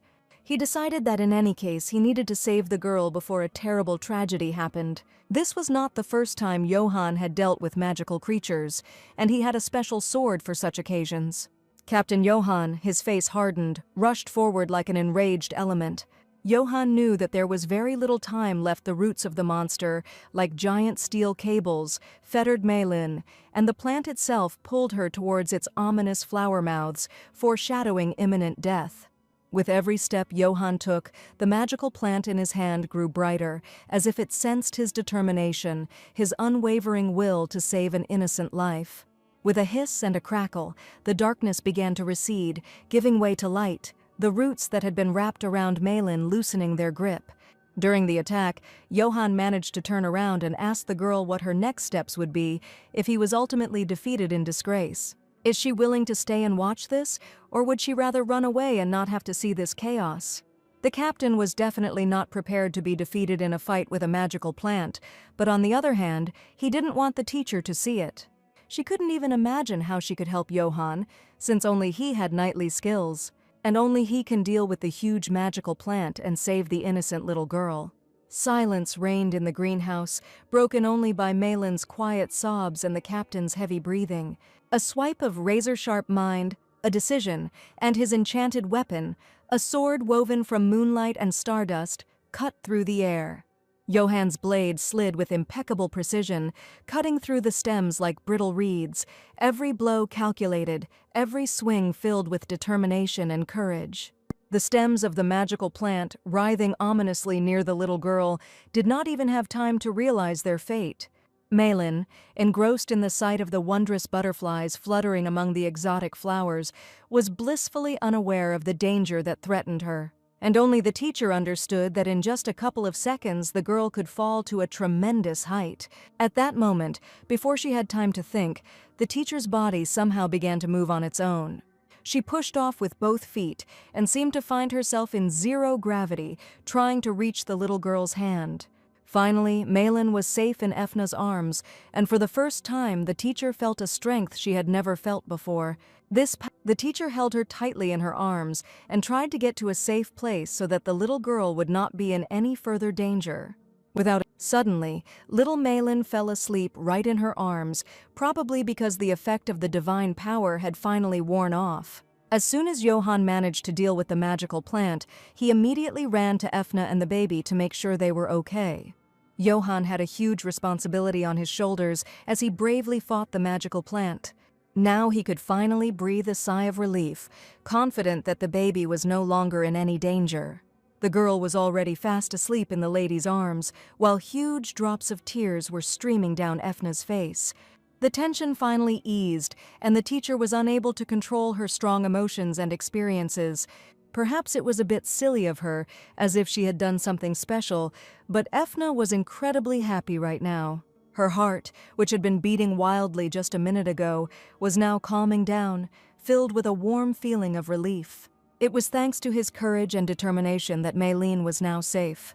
The captain noticed that it looked like the lady had managed to injure her arm, but the teacher was more worried about Johann himself. The young man was absolutely fine, and his face was lit up with a happy, joyful smile. The captain decided to prove that after one event in his life, he could be afraid of little. One day the captain received a deep wound from a sword, but even after that he was able to heal himself and survived. The young man warned that if his treatment was poor, he was ready to be punished, and asked to show the girl's wound again. The teacher didn't care at all that she had been injured, and she was most worried about other people. There was a huge purple bruise on her fragile wrist, and Johann was sure it needed to be treated right away. A yellow magical light illuminated the room, and Johann used his magical power to try to help the girl. He saw clearly how the teacher covered a huge distance with just one jump to catch the little girl before she fell. And the captain wondered if he had really seen with his own eyes the manifestation of the Count's family's talent. With the help of magical power, he managed to quickly heal the wound, and she no longer felt pain. Literally at that very second, people's voices were heard, and some man and some knights were running straight towards them. The excited man, seeing the girl, was glad that she was safe and sound. Her father turned out to be a high priest named Havis, and as soon as the baby heard her father's voice, she immediately woke up. Johann told his father that he didn't have to worry, that the girl was perfectly fine, and that there was no need to kneel in this chaos. Havis warned the little girl. He told her never to go far from the teacher, but the girl dared to disobey him. Milan muttered something about her mommy calling her to eat cookies, and they even sang happy songs together. The little girl was sure that her mother was singing the song, and she was incredibly happy that they were together. The father began to hug his daughter and began to cry bitterly, realizing that she definitely could not see her mother now. The captain said that the same thing happened at the lake, when his mother died on one of the most terrible days. Now Efna knew very well that a terrible tragedy had once happened in Captain Johann's life. That is why, driven by his feelings, he immediately rushed to the teacher to save her when she was standing near the water. At that moment, Johann looked incredibly scared, although in reality the captain was not that kind of person at all. The baby's father did not understand how these people in the palace allowed a monster, a magical plant, to roam within the walls of the imperial palace. The situation was truly too serious, so the man decided to request a personal audience with the emperor and tell him that something similar had happened. And everyone understood perfectly well that only thanks to the responsible teacher, this child was not harmed and was quickly saved. The heroine's clothes and hair dried instantly, and all this was only thanks to the amazing and divine power. The teacher greeted the gentleman, Malin's father, a man named Havis Desat. Efna still felt guilty, but Havis assured her that no one could prevent the attraction of the magical evil plant. The high priest confidently declared that from now on, if it concerned the kindergarten or Efna's teacher personally, he was ready to support her in everything. Efna wanted to tell her something else about the magic plant, but the captain patted her on the shoulder and signaled her not to say anything unnecessary. The teacher immediately realized that the high priest probably shouldn't know some information, and that it was necessary to discuss it with Johann first. In that case, what she read about in the second part of the novel about the saint could definitely happen, but now she needed help. The heroine's sly smile, which must not be shown, appeared on the teacher's face, and even Johann immediately noticed it. The father, embracing his daughter with trepidation, warned that he was going to go home, as the girl had experienced a lot of stress today. Havs warned that if the teacher suddenly felt even the slightest discomfort, she should immediately go to the hospital. Finally, Efna breathed a sigh of relief. The baby was saved and was now safe, under the care of her beloved father. The teacher needed to return to the children as soon as possible because she had been absent for too long. Suddenly, behind her, she heard a man's voice calling her Vendester, and the heroine was surprised who would call her by her old name. Now was not the time for Efna to date anyone, and she was most worried about the children she had left behind. Turning around, the lady immediately caught her breath in surprise because there really was someone behind her. This voice was so unpleasant to her that Efna just wanted to run away from there as quickly as possible and never hear it again. Because her impudent brother stood in front of her and asked how the girl dared to appear in the garden of the imperial palace. Efna greeted her brother politely, but decided to clear something up with him first so that he wouldn't ask any more stupid questions. She said that she had been here all this time and had not appeared unexpectedly, and that the one who had suddenly appeared like the devil in a snuff box was only her brother. The young man laughed and stated that the girl had become more arrogant since their last meeting. The villain grabbed his sister by the collar of her dress and probably wanted to hit her, and everything happened exactly the same way as in her childhood. The brother declared that the girl had completely lost her mind and dared to talk to him like he was trash. Captain Johann, a tall and broad-shouldered warrior, turned out to be the embodiment of unshakable strength and justice, and the brother, taken aback, let go of the collar of Efna's dress and took a step back. The brother asked what brought the captain here, since he had just seen a lot with his own eyes, but he came here to deal with the pests.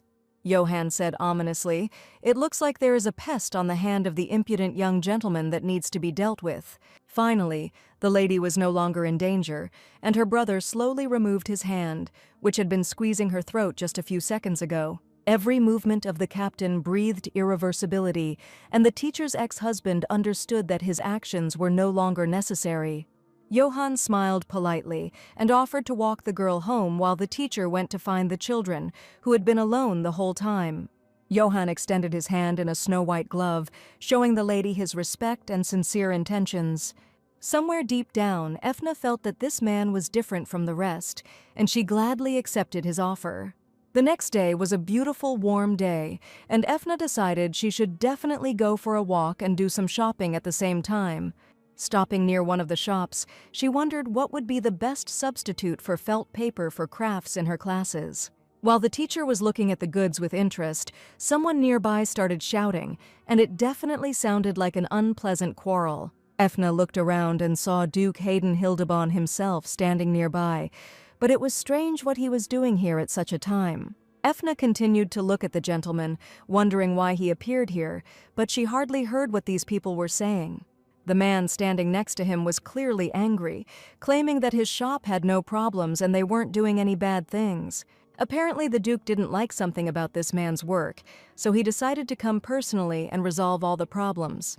The gentleman simply came on a beautiful day to buy a gift for his wife, but this merchant was so unpleasant that the gentleman was ready to simply tear out his deaf ears. The man assured that if the Duke came here with his wife, then he would believe him, but otherwise his words sounded like empty chatter. Unfortunately, Efna was too close to this situation, and the brother's merchant paid attention to her and thought that she was the Duke's wife. Efna was scared, having just been caught eavesdropping, but she had no choice but to act as if nothing had happened.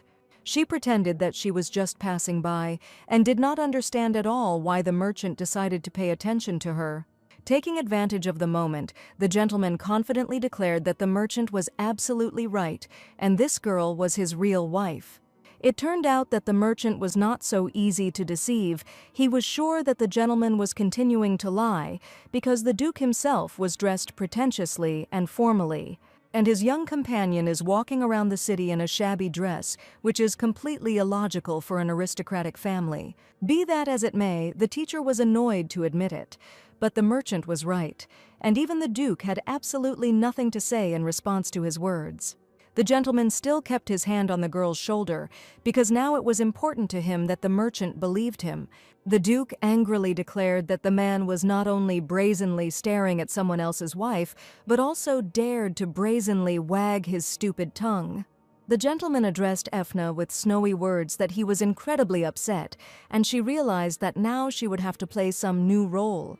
The Duke admitted that their father had bought these clothes especially for this reason, and that is why the girl continues to wear them as a memory of her family. Efna immediately realized that she had to play along with the Duke, and happily announced that this beautiful dress had actually been bought by her father. And supposedly, one day the man pulled out his sick body and went out into the city for the last time to buy a dress for his beloved daughter. The heroes played their roles perfectly. The Duke asked if it wouldn't be easier to shoot the merchant, but Efna asked the fake husband not to go that far. Suddenly, a familiar man approached the merchant and warned him that he needed to run, because a search was about to begin. After these words, the merchant had no choice but to insult, and turning around with lightning speed, he ran away from the Duke. It looks like these people will have to move their shelter again, because they were just caught red-handed once again. I immediately asked if the teacher was okay, because she certainly didn't expect that right now she would have to play the beloved of a respectable gentleman. On the one hand, Efna was too carried away while watching everything that was happening, and now she was thinking about only one thing: are these people really doing bad things? The teacher warned that if this matter was confidential or something like that, she was good at keeping secrets. Usually, when it comes to privacy, people pretend they haven't seen anything, but unfortunately, the Duke admitted that strange things have really started happening here lately. These people, with noble intentions, seemed to the teacher to be mad villains who did not know what they were doing. The Duke admitted that this was not all that had happened, and it was said that traders were using Maystones as currency. Mayu stones were a rare mineral from the duchy that was used exclusively in magical engineering. Now it seemed like a real secret. The gentleman warned that this information must be kept secret. Before rumors spread that the Duke was sponsoring the merchants, the young man was sure that it was necessary to better wipe the magic stones from the face of the earth. Indeed, if minerals from the Duchy of Hildeban are used in such matters, the only option is to destroy and dispose of them as quickly as possible.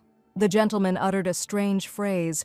He was going to wipe the magic stones off the face of the earth, as if he intended to destroy the entire planet. This was clearly beyond the good-natured teacher's understanding, and she had no idea how it could be done. Come to think of it, the Duke was indeed right, and one day her genuine curiosity could clearly be her undoing. The teacher behaved so sincerely that the Duke, who was accustomed to lying aristocrats, could not help but notice it. Something incredibly sweet and warm emanated from this girl. The young man had never felt anything like it before. She behaved like a little child and looked at this life, full of danger and the unknown, with childish interest. The young man said quietly. The girl looked incredibly funny, and finally he could feel free for the first time. Life in the kindergarten was in full swing and was incredibly noisy from early morning. The road to the garden today was much more tiring and noisier than usual, and it all happened for one simple reason. Today, the little one's parents arrived at the kindergarten, and even the majestic and imposing emperor appeared with the young gentleman. The teacher wondered if the emperor really had so much free time that he could come on an ordinary day to support little Maxian. Since it was an incredibly long-awaited day for the kindergarten, the teacher was a little worried, but fortunately, the event was well organized. The children were incredibly happy because their parents were heading to kindergarten with them today for exciting activities. The teacher was confident that the children and parents would definitely succeed if they didn't get nervous. And now that everyone was finally assembled, seated in their places and calmed down, Efna was ready to tell why they had gathered here today. The teacher loudly proposed to assign roles for the first play of the semester, and every time it was a grand event for the kindergarten. Casting roles for a play was always a fun activity for the teacher because it was a moment when the children could bond with their parents. Every time the kids were incredibly delighted with all this, but for the parents it was always a war in which the pride of the aristocrat was at stake. The kindergarten used a rather unique method of assigning roles. The teacher would set the topic. The children gave a presentation, and the one who received the most votes became the main character. Efna prepared to agree on this year's main theme, which was written on the board under the red curtain. The teacher solemnly waved the red cloth, and on the board was the only inscription, "I love." One of the ladies exclaimed that this was the very topic that was predicted at the salon for mothers, and in 5 years the children had to prepare presentations on this topic. Wherever you go, people are the same, and some mothers were sure that the maternity salon was full of useful information. Initially, the children's play faced a strong negative reaction, as aristocrats are not supposed to just sing and dance. The kids who played the leading roles always ended up as student council presidents after entering the academy. As a result, this event later became an arena of fierce competition leading to entrance exams.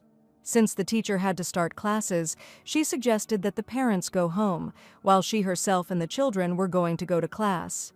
The children's parents were puzzled by the upcoming event, and everyone wanted their child to become the main character. It took Efna a full 3 hours to prepare for the presentation, but it only took about 3 minutes to complete once the topic was announced. The young gentleman immediately wanted to take part in the play, but he was incredibly scared of being the main character. Johann admitted that if the little girl becomes the main character, she will definitely look like a real princess. The girl was not a member of the imperial family, but on the other hand, the little one had enough talent and ability to become a wonderful heiress. Despite the fact that the teacher had long ago asked the parents to leave the room, the boys still continued to argue among themselves. Efna addressed the children, inviting them all to go to an interesting lesson in class right now.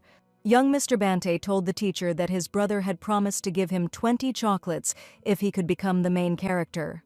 The children still had a long and interesting journey ahead of them, and the teacher was confident that each of them would succeed.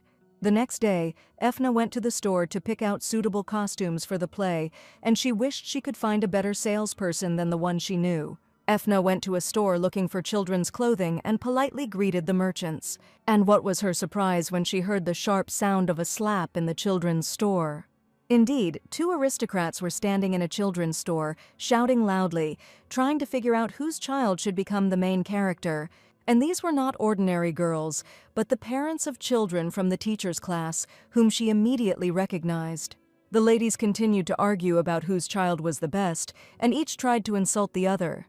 The grown ladies argued just like two little girls who couldn't share their favorite toy. So the teacher decided to intervene, but unfortunately she didn't notice that one of the girls had already raised her hand to hit the other. Efna appeared next to her at the most inopportune second to try to resolve their dispute, but the next moment she was flying to the floor. Only a miracle could save the girl who ended up in a fantasy novel, in whose place there was an ordinary girl named Efna. Finding herself nearby at the wrong moment, the teacher received a strong slap from the girl, who immediately recognized Lady Efna. The parents were worried because one of the ladies actually hit the teacher hard, who just wanted to help them. Good-natured Efna declared that she was perfectly fine and that her parents had no reason to worry, despite the fact that drops of blood were flowing from her nose. The aristocrats were seriously frightened when they saw the blood, while the teacher assured them that she was completely fine. The teacher never expected that the grown-up parents would behave like little children, trying to take each other's place. Unfortunately, a children's performance that should bring joy and happiness has turned into a battlefield with insane competition. So now, seeing the awkward situation between the two girls, the teacher decided to consider canceling the play so that something like this would not happen again. Upon hearing the proposal, the ladies asked the teacher not to cancel the performance under any circumstances so that their children would have the opportunity to become student council president. Blood was still slowly trickling from the teacher's nose, and she wondered if the ladies were going to continue like this. Given the seriousness of the situation, the girls realized how wrong they were and promised never to quarrel again, making up that very second. The children are looking forward to this event. Efna warned that she is not ready to cancel the grand celebration because of such a small problem. The teacher warned the girls again, and they, in turn, promised to be friends with each other, and now the lady understood why the children behaved well after returning from kindergarten. Efna was incredibly exhausted that day, and even one parent was tiring enough while working, and now she had to deal with several at once. She would have liked to go home and just relax, unwind, but today she absolutely had to find a good salesperson. The teacher was walking slowly down one of the side streets, and at one point something caught her attention. It was definitely a place that was already quite familiar to her, given the recent situations. It was the same building where she had called the Grand Duke Hildebond dear, and had heard that it was here that merchants did bad business. She was sure that the search of the market stall had long since ended, but for some reason, the most important thing was that the door was still open. Something prompted the teacher to stop, and the next second she heard a child's voice, and someone was definitely crying behind the door. Perhaps this could not have happened, and she simply imagined it. But she could not pass by and decided to go and check what was happening behind the mysterious door. The teacher slowly opened the wooden bolt because she was sure that she had just heard a child's voice from there. Having quietly examined the room, unfortunately, Efna did not understand what was happening and did not see anything strange here. As soon as she lowered her gaze to the floor, she realized that the room was indeed unusual, seeing a huge staircase in the floor leading down. Perhaps the heroine should call someone for help. It could be very urgent, but right now she felt that she had to figure it out herself. Slowly descending into the dark dungeon, the heroine realized she was in a basement. Between the stones on the wall, she saw the edge of a white paper and wondered where the small note had come from. It was too strange. Someone really stuck a small note between the stones, as if someone wanted this note to be read. Efna unfolded the piece of paper without thinking to read what was written, but when she unfolded it, she couldn't believe her eyes. On a small piece of paper was drawn a majestic cross that belonged to the imperial temple. Even the magic circle looked very suspicious here, and the teacher decided to take the mysterious note with her. The darkness swirled as if alive, obscuring the details in the depths of the room, but the details she could see terrified her. On one of the walls of the dungeon, blackened by time and dampness, hung handcuffs, the chains stretched to the floor, where frozen stains of dark burgundy, almost black, blood were visible. There was blood everywhere. The more the teacher tried to make out what she saw, the more scared she became. But suddenly, in the light of the lanterns, she saw a silhouette. She might need to run as fast as possible right now, but the girl felt as if someone was holding her ankles tightly.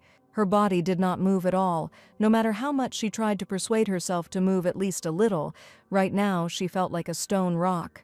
The young man came closer to her, and she noticed his snow-white hair, which she had definitely already seen in this novel. The gentleman sighed heavily, and today was too tiring for him because someone was interfering with his plans.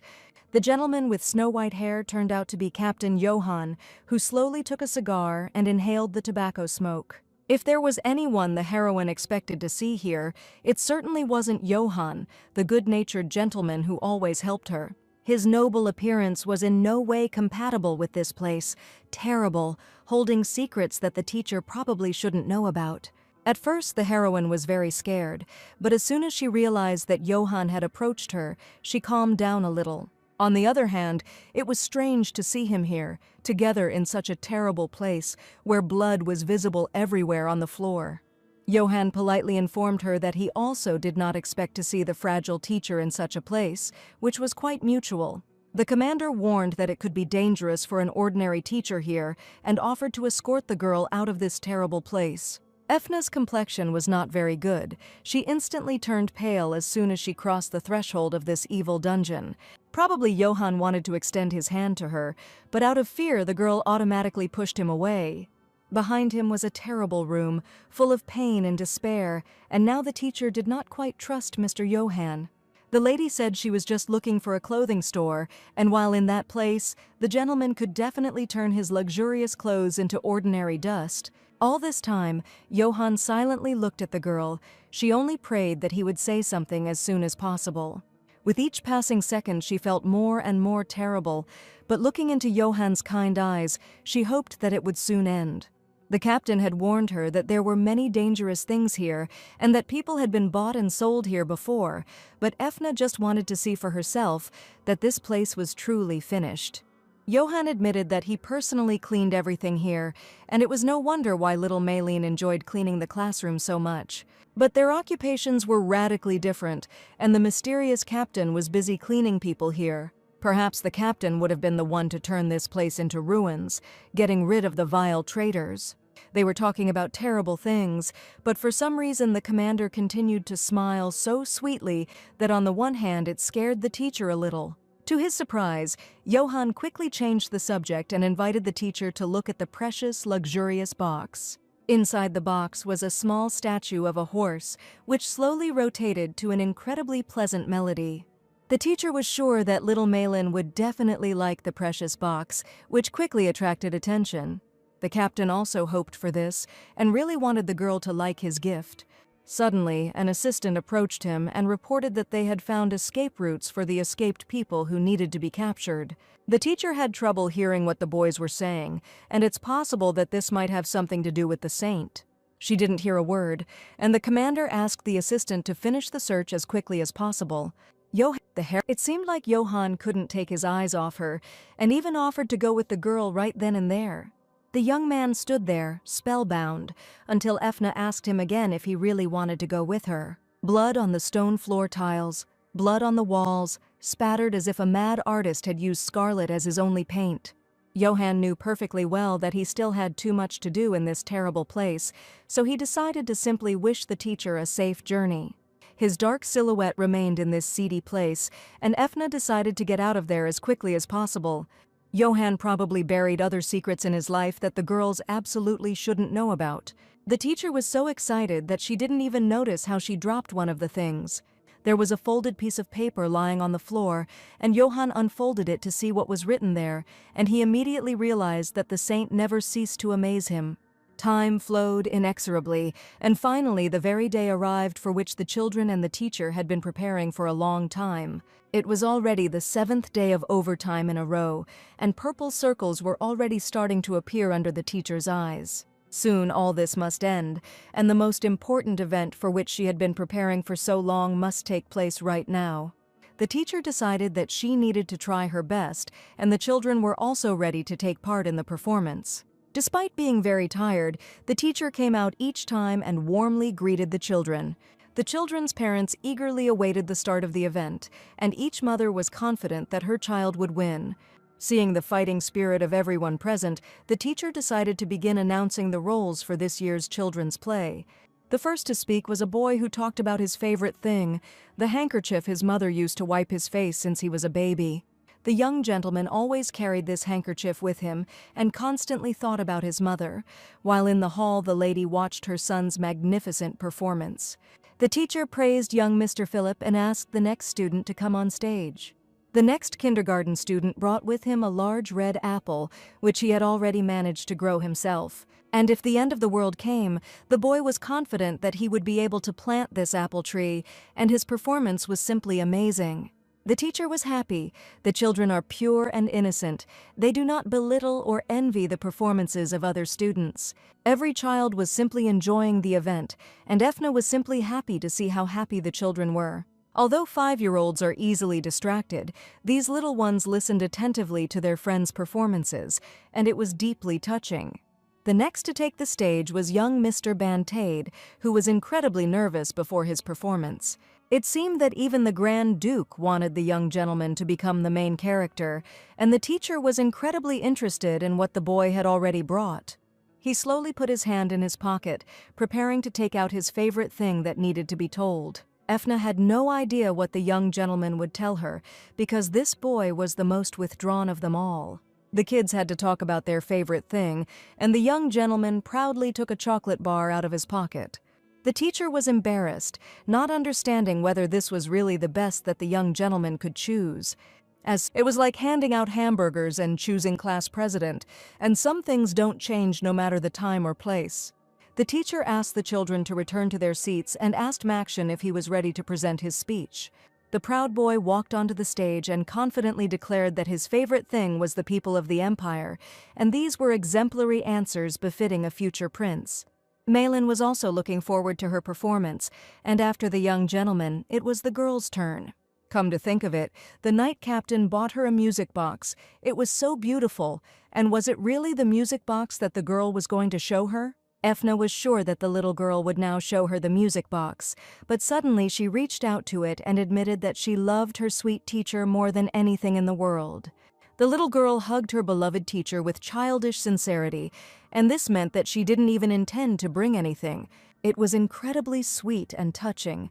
The teacher couldn't even contain her delighted emotions. The other children were outraged. Malin did the wrong thing. Each of them liked the teacher incredibly, and now each child wanted to change their favorite thing. Efna was very touched by the children's touching behavior, but now she needed to calm them down as quickly as possible, and at this rate they could tear her to pieces. After some confusion, the main character was chosen by secret ballot of children, and finally it became the most solemn moment. The vote count had been successfully completed, and the teacher was preparing to announce the name of the child who would become the main character in this year's play. The parents held their breath in anticipation, and the children were incredibly eager to get the main role. No one could guess who would become that very best student, and the city teacher named the name of the young master Bantade. All this time, the boy was enthusiastically chewing a delicious sweet chocolate bar, and did not even expect that he would become the main character. At that moment, loud cries broke out in the hall. Philip wanted to be the main character, and was sure that he had the best performance. The teacher approached the child. It wasn't just the main character who shone in the play, but every child could shine just as brightly. Even villains can have charisma equal to the protagonist, but Philip was just a little kid who was now in despair. Efna confidently told Philip that he could also become a main character and that he didn't have to worry so much about it. Band-Aid himself admitted that he was incredibly scared and did not want to be the main character, and would gladly give up his place to Philip. Until now, not a single child had refused the role of the main character, and the teacher could not believe that the boy really did not want to be it. Philip didn't believe that the boy had actually given him the lead role, and the teacher had only asked him to thank his best friend. Thanks to Band-Aid's compliance, Philip was able to become the main character, and the teacher decided it was time to announce the actors for the other roles. Well, the young master who is destined to follow the path of a villain later can be so kind and sympathetic. Every day the teacher felt more and more oppressive fatigue, but she had absolutely no free time.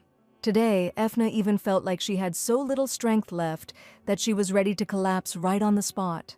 In the morning, she played a game with the children where they had to draw a line on the floor and imagine that it was a narrow bridge with a full-flowing river flowing underneath. It was a simple warm-up to assess the children's acting skills and individuality, but some of the children's group started fighting again.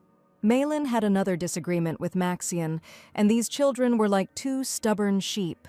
The teacher approached the children, again trying to separate them, but the strict rehearsal schedule with 5-year-olds, whose behavior is completely unpredictable, can be quite tiring. No matter how many years passed, Efna always experienced the torment of labor, but she pursued the main goal, to prepare for the event. Suddenly, an older girl named Aristia appeared in the group and approached Mr. Band-Aid. Aristia was going to take revenge on the boy for beating her in the vote for the role of the main character, while the young gentleman simply wanted to step aside. The teacher only prayed that the two would not start fighting, but Aristia was not at all ready to give in. The girl put her hand forward and said loudly that she had the young gentleman's favorite chocolate. The boy didn't see anything because, according to the girl, it was a special chocolate that only good children can see, and since Band-Aid can't see it, it means he's a bad child.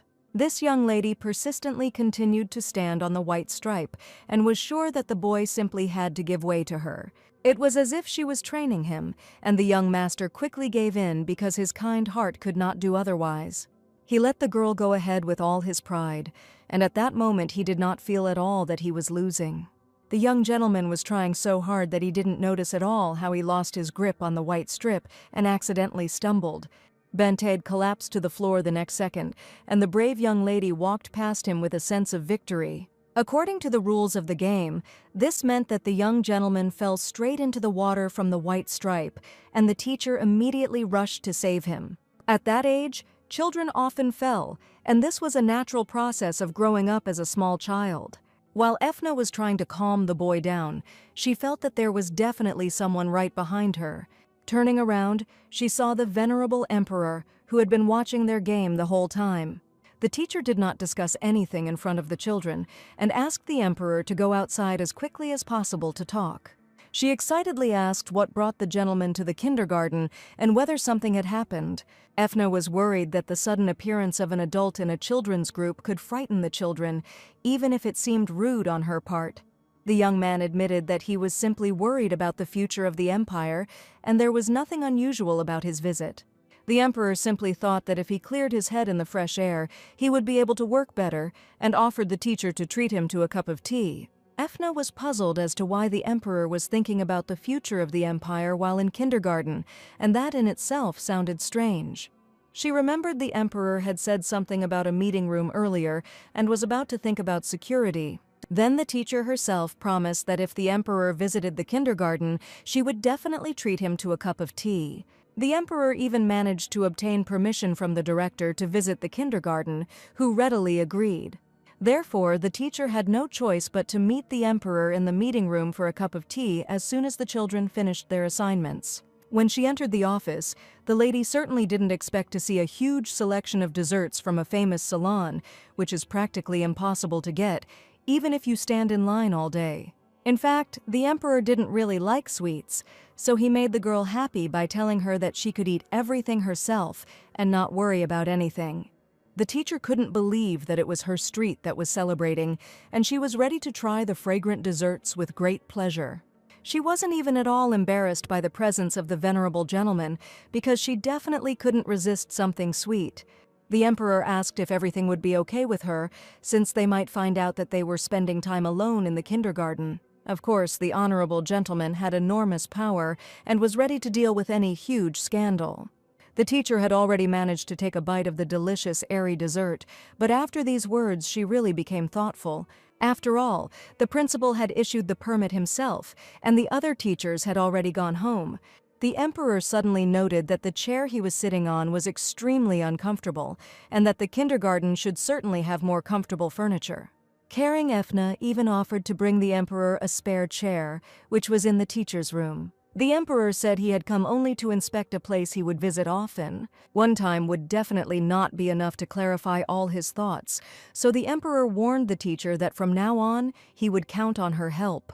Every day, the kindergarten teachers devoted a lot of energy to teaching, but there were times when some of them couldn't take it anymore and simply fainted. The lady was inundated with questions. There was a typo on all the invitations, and the workshop said they wouldn't be able to make the clothes on time. Ethna's head was simply spinning from the number of tasks, and she also just wanted to faint from unbearable fatigue, and she just wanted to rest in a legal way that protected the rights of the worker.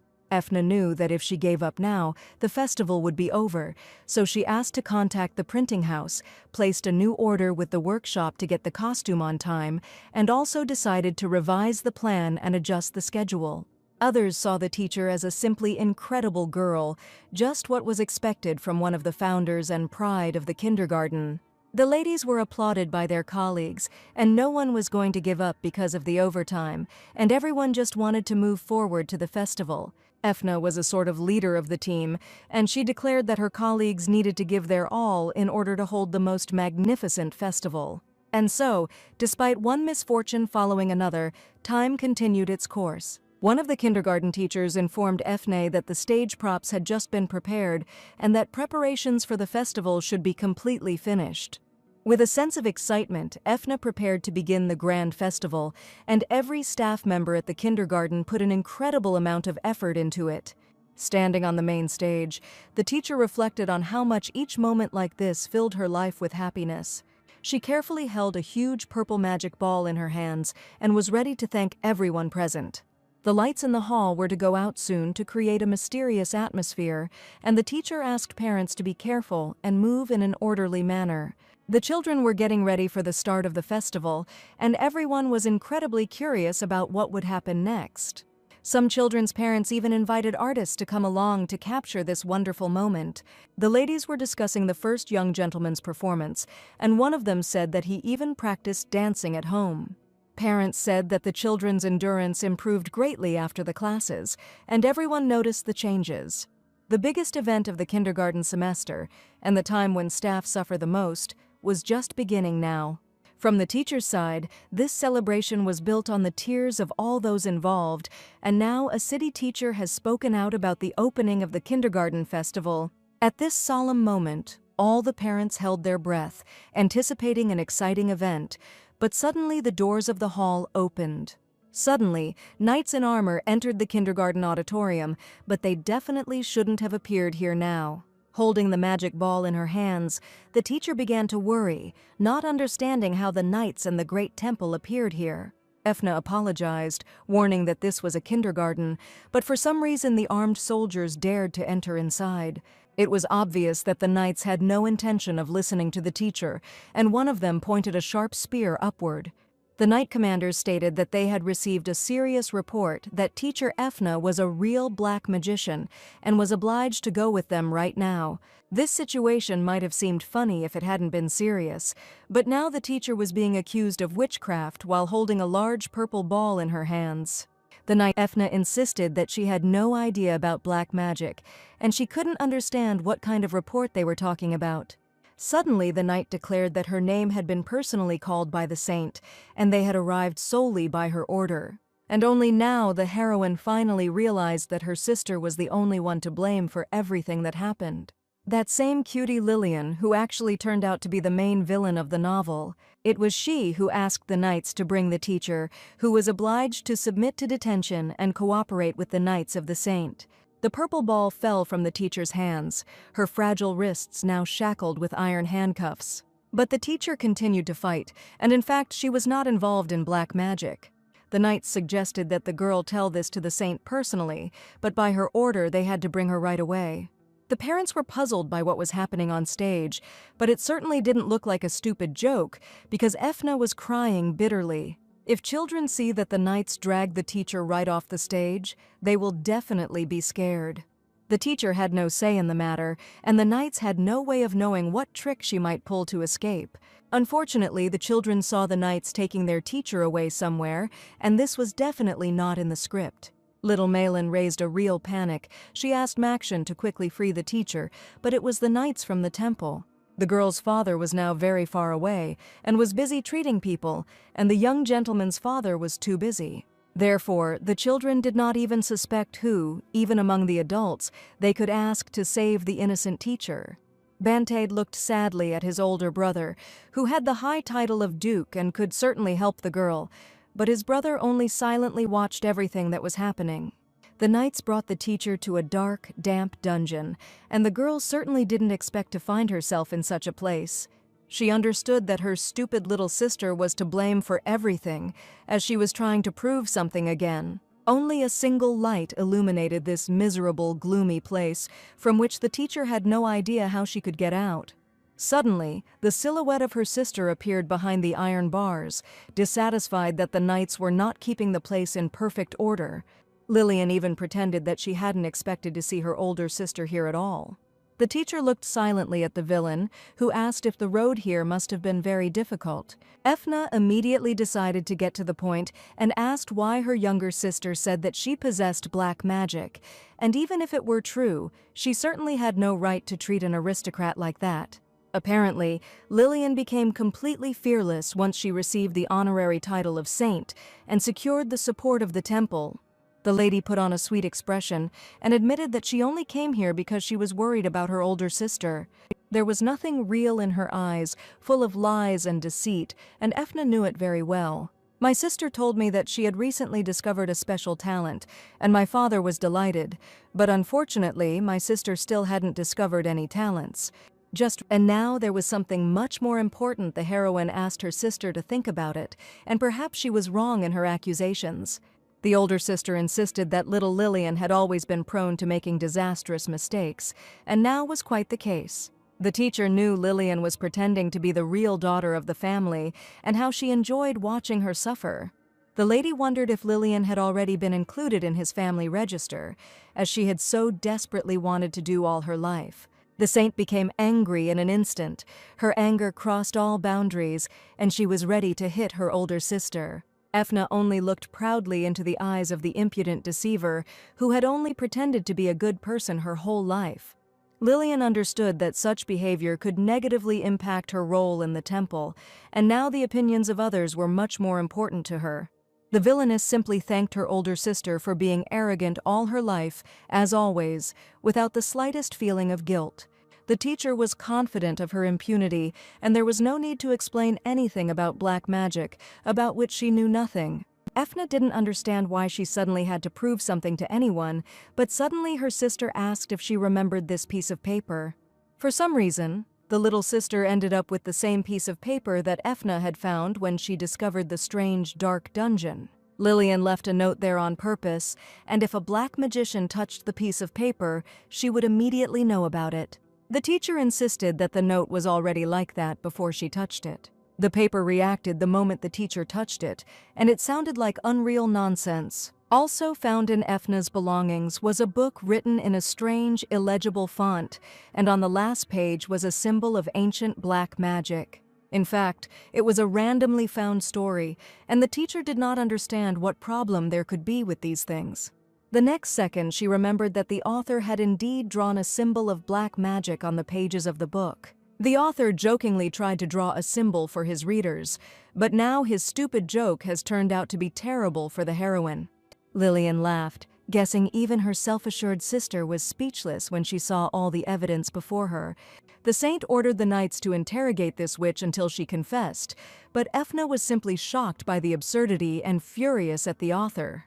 Sister wanted to make sure that they found something else on Efna, so she asked the knights to interrogate her thoroughly and not miss anything. Even despite some family ties, for Efna, this girl instantly became the most terrible enemy. The saint really did trick the knights, and they only obediently followed her orders.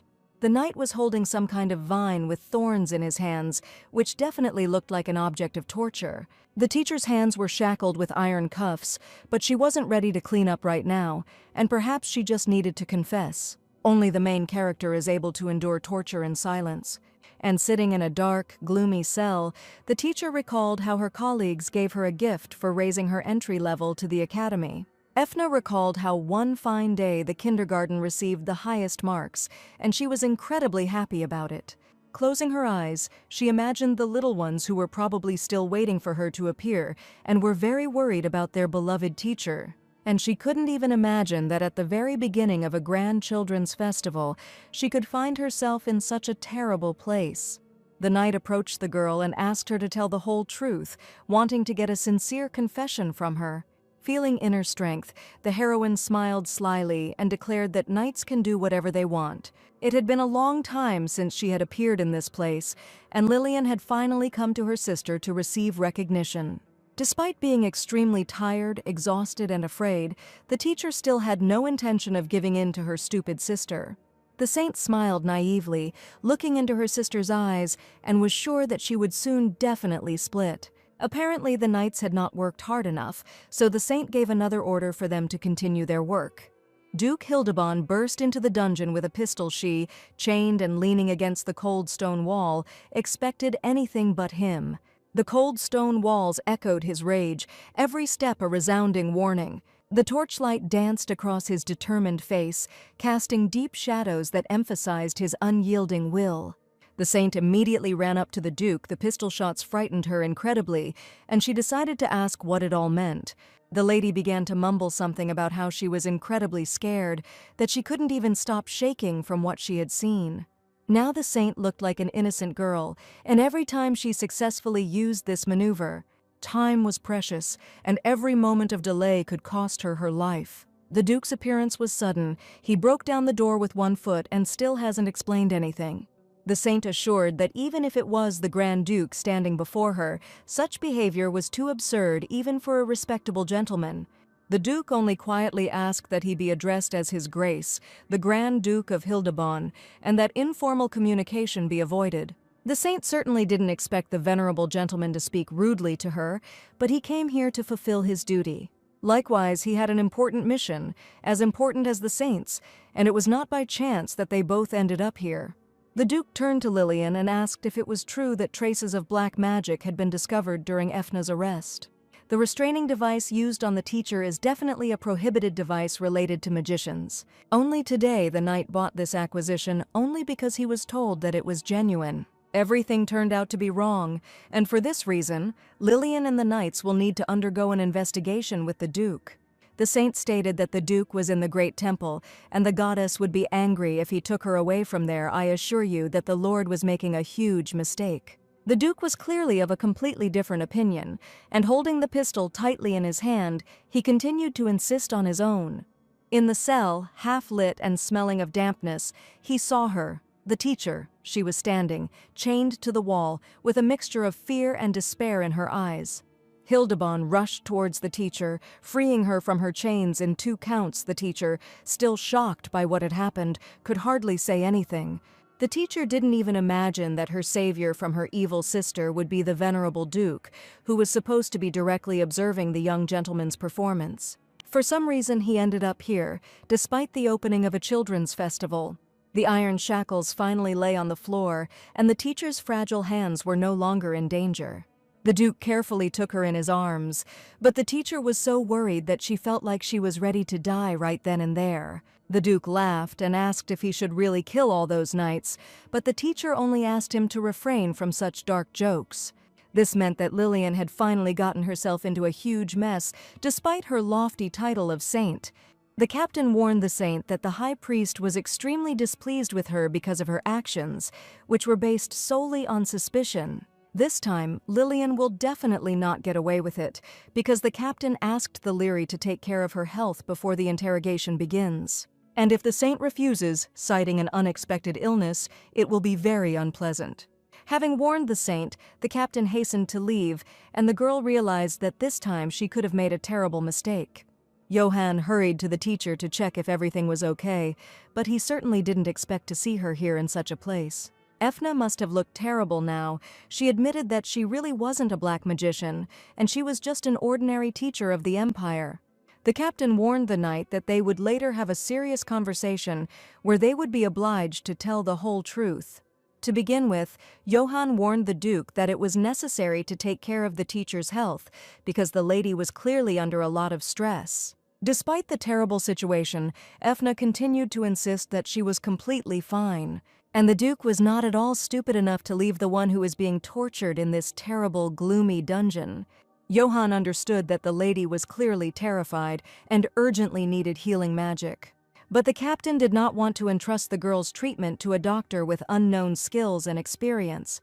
And the teacher could have been cured long ago if the Duke had not wasted time on empty chatter, so the captain decided that enough of pointless arguments was enough. He carefully sat the teacher on his lap and placed his palms on hers, from which healing magic emanated.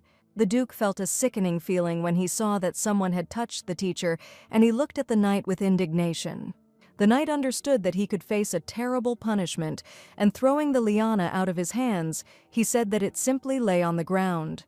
But the knight was unable to get rid of the unregistered weapon, which had already been picked up by a knight of the Imperial detachment.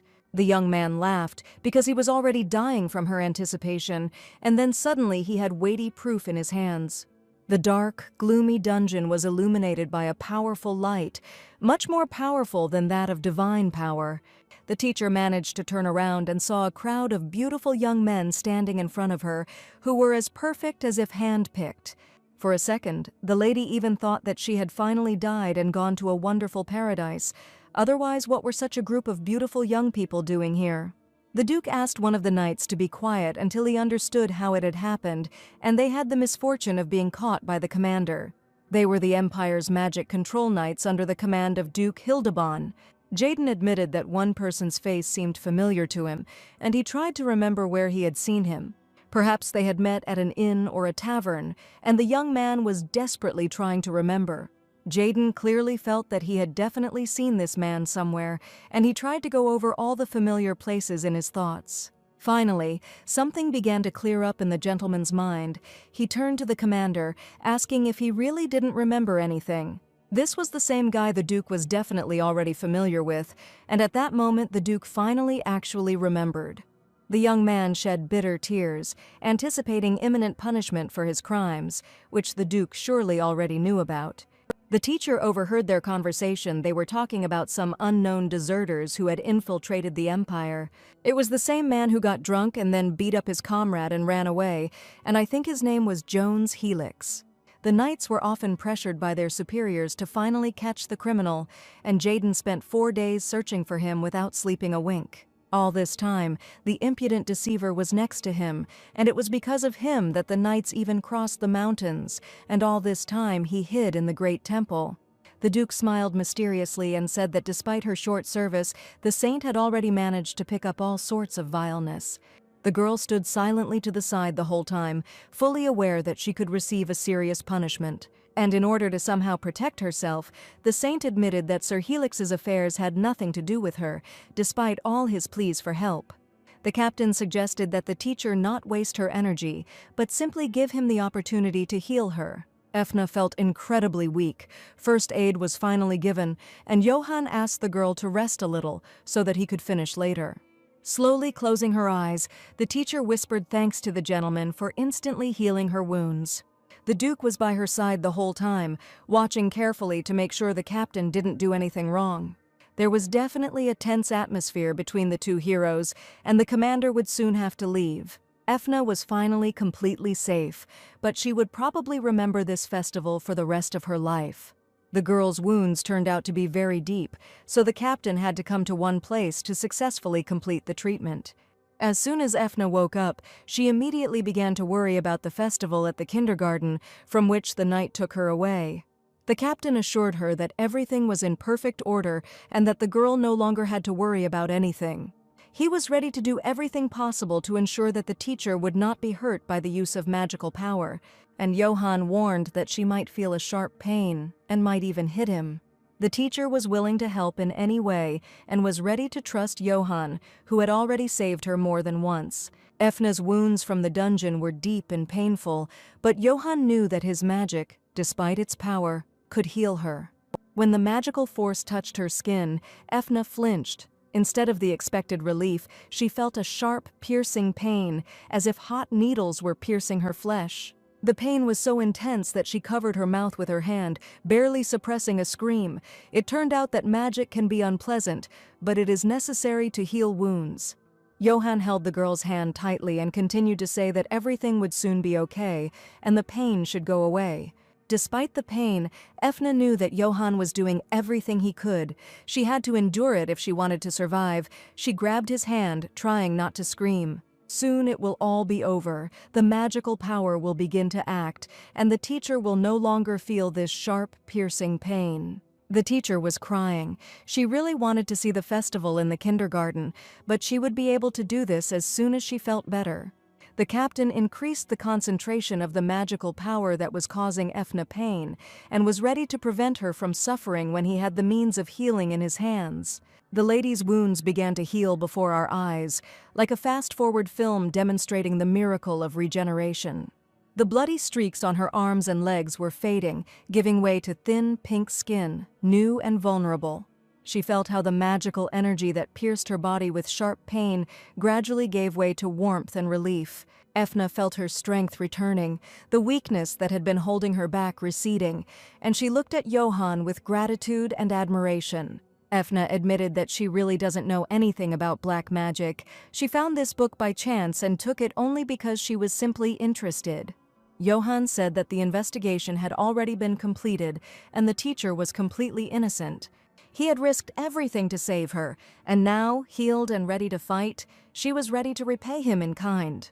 The captain promised that no one would ever dare to hit the girl with a whip again, and that this would never happen again. As expected, Efna turned out to be a very brave girl for a teacher, but she did not want her Khan to see such terrible things.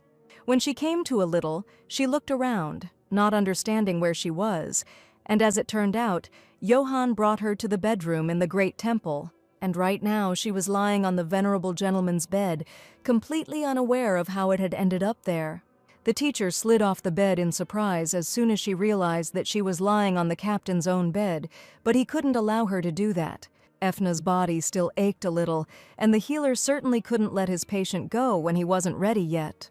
The sleeves of Johann's shirt were rolled up to the elbows, and suddenly the heroine saw deep cuts on his arm. The teacher immediately noticed this, but the captain pretended that everything was perfectly fine with him. Sometimes stray cats wander into the temple, Johann admitted. He quickly examined the injured man, and it seemed the cat had simply scratched him. He wanted the teacher not to worry about his condition, but the teacher was even more worried about little Maylin. Johann asked the teacher to rest a little, because after everything that happened, her body was still weakened. The captain left the bedroom and wished the lady a good rest, promising to return soon.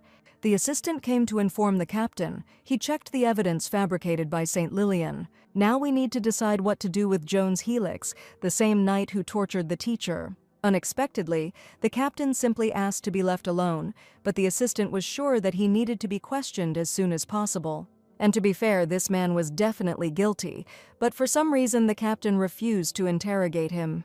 Johann said he was only doing it for one reason. The teacher said she didn't like seeing violent things.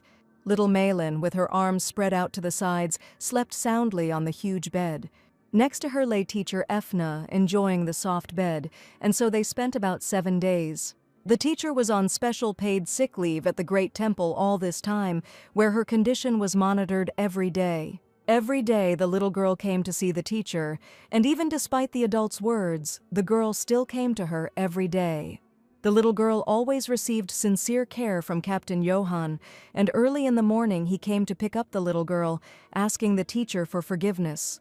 Efna asked the master if he remembered what she had told him this morning, but the captain only recalled something about meat stew. The teacher said important words. She didn't want the captain to constantly apologize, and it's not his fault at all. So Efna asked him, since he remembered it so well, why he kept apologizing again, since she could flare up without even realizing it. The captain smiled and kindly asked the teacher to be angry with him, since he didn't see anything scary in it. Here the teacher was powerless, and the adult commander certainly had no intention of listening to her like a little child. The captain decided that the lady would be interested to know the response of the imperial family.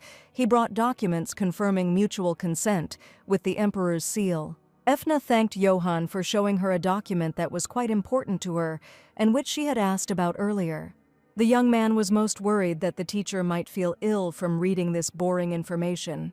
The maid informed the captain that they had finished preparing for the teacher's departure, but that did not mean that she needed to hurry. The captain even got the girl some new clothes so she could change right away and leave with new emotions. The teacher was incredibly grateful to the captain for his concern, although she did not quite understand why he treated her this way.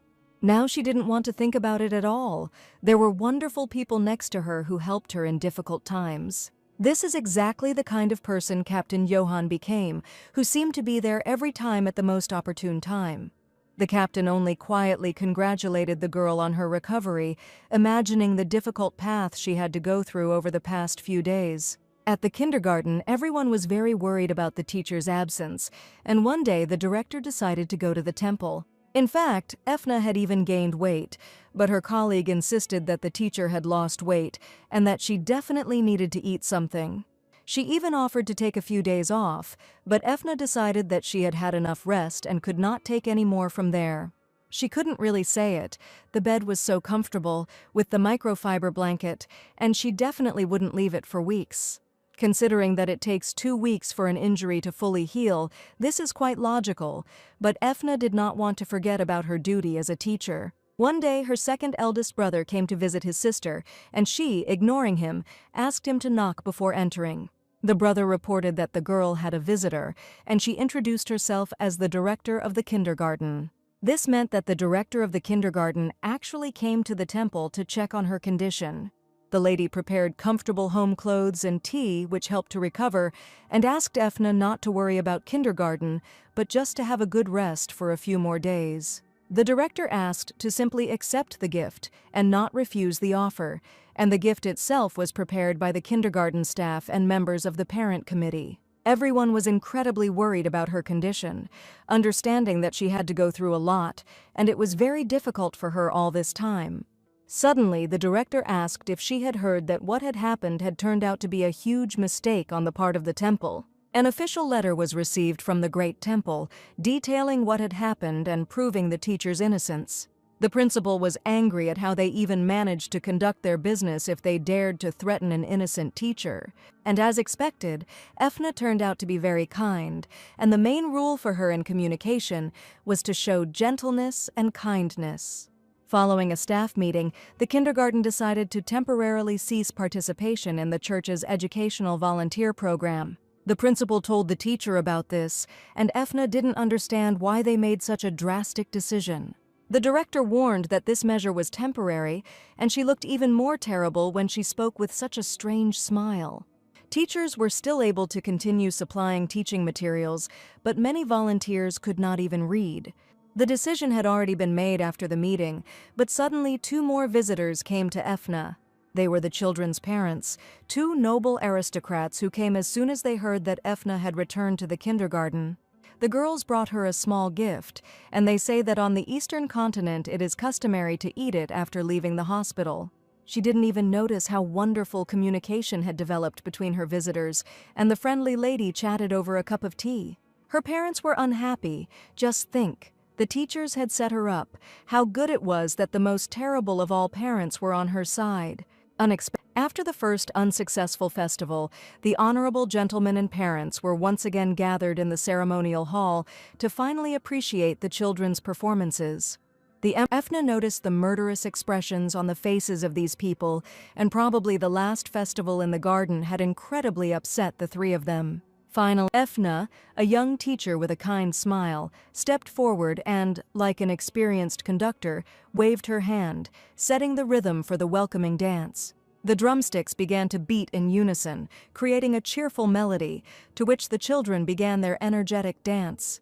Before the main performance, the children prepared a cheerleading dance, and every gesture, every turn of the head was filled with enthusiasm and love for dance. The parents watched in admiration as their children's incredibly cute performances were performed, admiring each one. Efna watched her students with pride. She invested in them not only knowledge and skills, but also a piece of her soul. She delivered welcoming words. May this year's kindergarten festival become the most luxurious and grandiose event. The welcoming dance was a true triumph of the festival.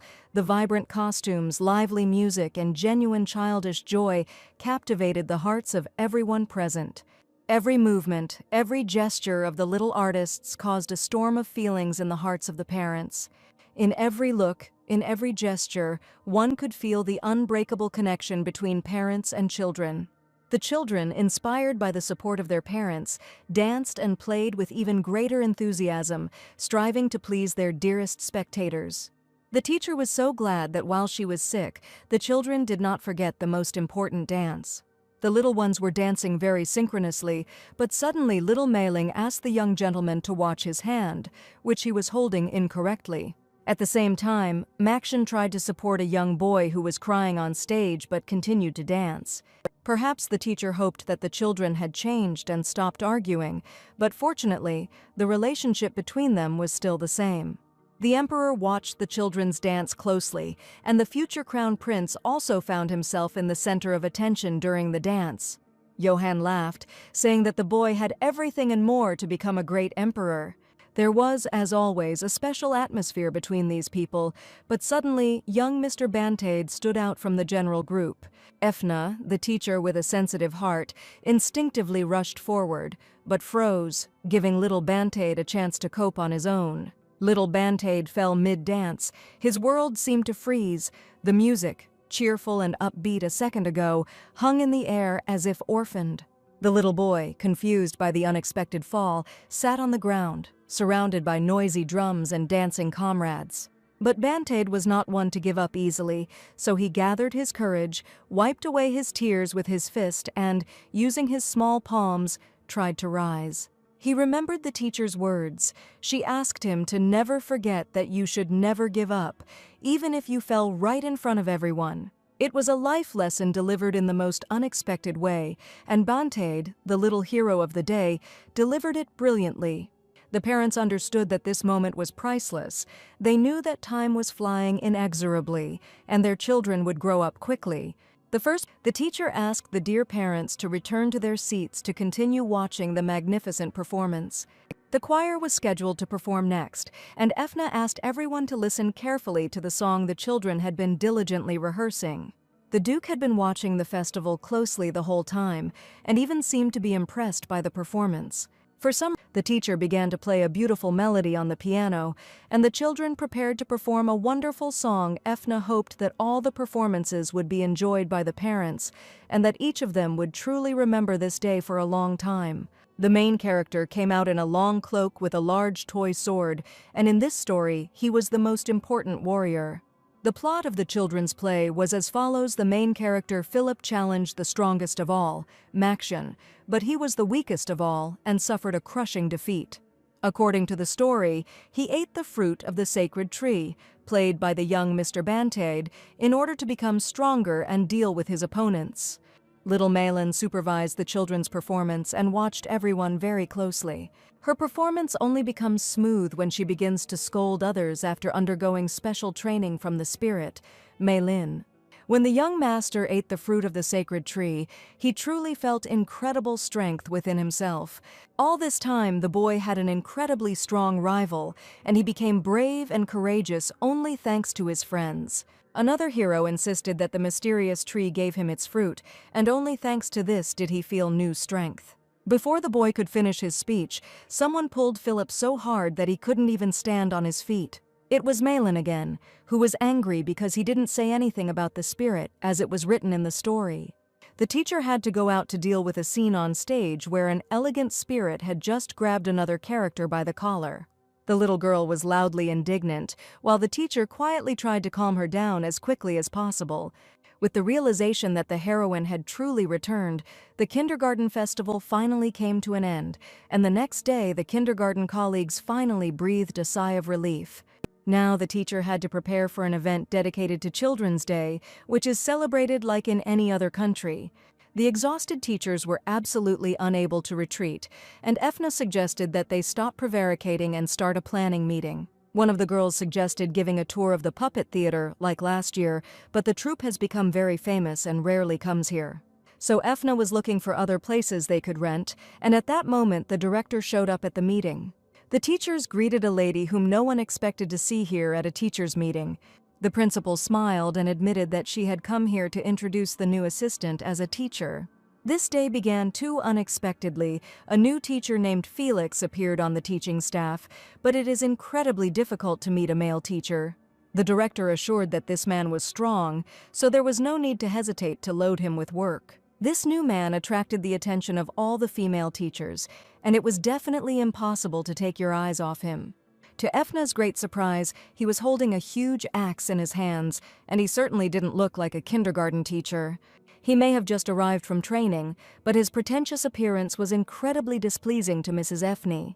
The young man was so brazen that he dared to show up with his shirt unbuttoned, as if he were on a training ground.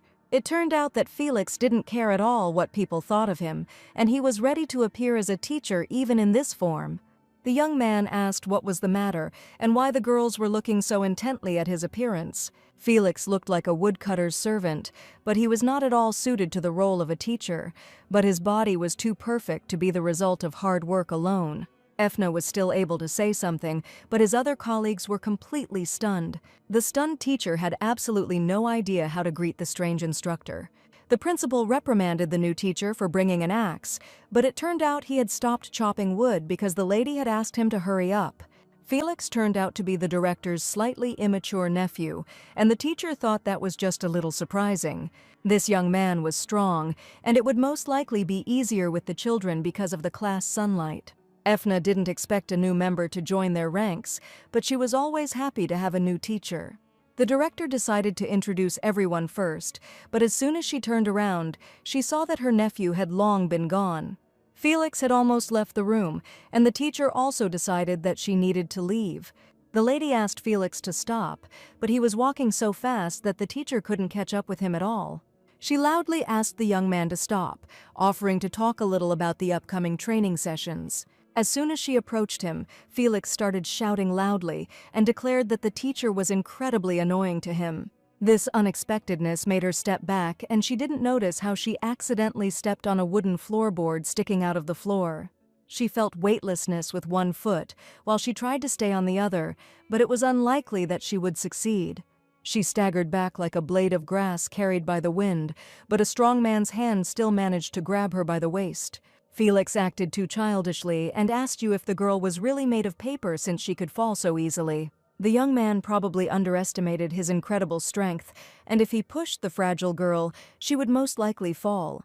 Felix had no intention of catching her because he was afraid that the teacher might fall, and suddenly asked her to stop following him. Efna also didn't like pursuing this man, whom she didn't really like from the first seconds. She had no other option. This was a new teacher, and she was politely going to introduce herself to him. The teacher extended her hand and began to formally introduce herself, while Felix wondered why she was doing this.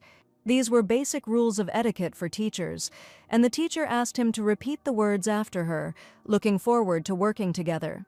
The young gentleman was not very accommodating, and it seemed he was ready to ignore elementary rules of etiquette. The honors teacher flashed her authority she was now his boss and warned him that they needed to get to know each other in order to get along. Now they were connected by their work in the kindergarten, and Efna understood, despite the teacher's young age, that she needed to teach him the rules of conduct. She was good at dealing with restless people like the new teacher. So, despite his anger, Felix gave his name and admitted through gritted teeth that he was very pleased to meet you. It was as if the young man was doing this for the first time and was completely unfamiliar with the rules of politeness. Efna was willing to endure anything as long as the teachers did their jobs well. No one knew what kind of environment Felix grew up in or how privileged he was, but his upbringing did not seem at all prudent. Every day the teacher tried to control him, and the young man even offered to work overtime today, but for some reason now he was reneging on his words. Felix was very difficult to deal with, especially when he would suddenly turn his back and disappear as soon as the teacher appeared in his field of vision. Today, suddenly the emperor appeared in the office, greeting the teacher, and appearing here too unexpectedly. The emperor admitted that his son's teacher had been through so much and suffered so much, and he hastened to check how she was feeling. And as expected from Efna's teacher, she felt just fine and was once again enthusiastically engaged in her work. After all, the emperor always came for this reason, and the girl thoughtfully offered to bring him a cup of tea. Suddenly she heard the sound of footsteps, although the other teachers should have already gone home. She could recognize these steps among 1,000. They were fast and chaotic, and indeed, a man's voice was heard in the teacher's office. Mr. Felix appeared in the doorway of the office. The girl did not want to see him now, but he had come a long way to buy educational materials. Felix wanted to tell Efna about this, but looking around, he assumed that she had probably gone somewhere. Efna was surprised because teacher Felix definitely had to go home, and he certainly never stayed so long.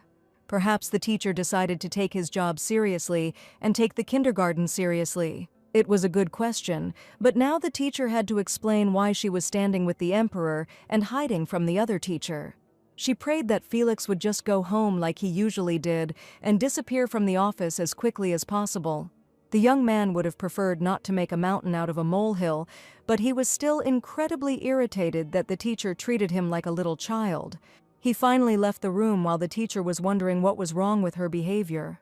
The footsteps were no longer heard, and the heroine suggested that the emperor come out of the secluded place in which they had been hiding all this time. It must have been very stuffy here, and the lady apologized for making the gentleman hide suddenly. He instantly understood everything, and even played along with the girl, realizing that this could be very important for her. Suddenly the emperor came so close to Efna that she could feel his heavy breathing, and he asked if his appearance really bothered the noble teacher, since she felt so agitated. Trying to stop her knees from shaking, the lady smiled and asked how the great emperor could embarrass her. After all, this gentleman is a great treasure of the nation, and she certainly cannot feel this way, because it would be simple disrespect. A soft blow was heard above her head, and the unexpected emperor said something about death but her execution. The teacher didn't understand whether this man was joking with her now, but she knew that raising a hand to the emperor's body was a grave sin. And this awkward movement could lead to serious punishment, but really, she just touched him. The unexpected emperor burst out laughing, and the teacher couldn't understand why he was behaving like that. She was sure that he should always be serious, but the young man was laughing, and he had just decided to just joke with the teacher. The emperor certainly couldn't make such jokes, and that night she felt a little stupid, because she was sure he was serious. Judging by the girl's face, she will now need a different medicine, and not poison for a cruel execution. The emperor warned that he would definitely ask his assistant to send medicine for the teacher tomorrow. Efna didn't understand whether something had happened, why the emperor was behaving so strangely. He warned that he was going to come another time, but the teacher was sure that their conversation was not over yet. No matter how hard she tried to get the gentleman to talk, he only dryly said that he had urgent business. The lady saw the emperor off from the kindergarten and only wanted him to be careful during the reception. After the meeting, the heroine felt rather unusual, and she was a little confused by the expression on the emperor's face. One moment he was too cheerful, the next second anger appeared on his face, and the heroine clearly felt murderous intent. Today, the teacher went to the principal's office. Student Aristia from the Duke's house suddenly stopped going to class, but no one responded to the notifications from the kindergarten. The baby was the Duke's young daughter, and in the original story, she was the main villain.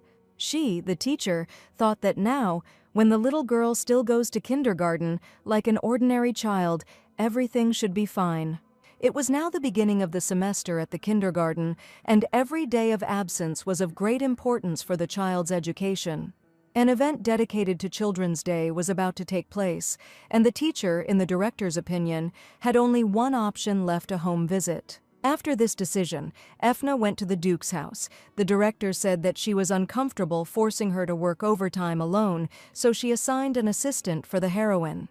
Ethna would have preferred to go alone because she had been given a gentleman to help her, with whom she certainly had nothing in common. It was teacher Felix, who would have just wanted to relax on his day off, but he was forced to work again. The teacher suggested walking half the way. She couldn't take a long ride in the carriage, and she really hoped that Felix would be pleased with the walk. He was indignant that if you drag yourself along like that, all your muscles will atrophy, and you need to walk quickly and run a lot. The whole way, Felix kept saying something about balance between the upper and lower body, and the teacher thought her ears would start bleeding at some point. At last, they reached the carriage stop in perfect order, and the coachman announced loudly that the next carriage was ready to depart. Ethna said they needed to get to the Duke's house of Hesbon, and she was happy to pay for the trip. Her trip definitely won't happen right now, because little Maylene has already spotted her favorite teacher. A loud child's voice echoed throughout the street, and she ran up to Ethna to hug her joyfully. She certainly didn't expect to see the teacher on her morning walk, and the lady didn't expect to see her pupil either. As it turned out, the little girl was playing here with her uncle, the priest, who was already clearly tired from the long, grueling walk. The little girl suggested to the teacher that they go to her friend's place to play, and Ethna looked at Felix, wanting to hear his answer. She was happy to invite her favorite teacher to her home and admitted that she would now like to take a walk with her. The priest had no choice but to let the little girl go, and he asked the teacher to be sure to take care of her. The heroes finally arrived at the Duke's house, and little Maylene went on an exciting walk with her teachers. As soon as they appeared at the door, they were immediately greeted by a young lady in a beautiful pink dress who came out personally to greet the guests. A little girl in a cute pink hat named Aristia personally greeted the valuable guests each time because it is the duty of an aristocrat to respect her teacher. The teacher greeted the little girl politely because Aristia was very smart and educated. However, that she subtly hinted that she hardly wants to see little Maylene in her house, whose members are allergic to ugliness. The girl will definitely become a villain in the future, and just think, two sworn enemies met so unexpectedly.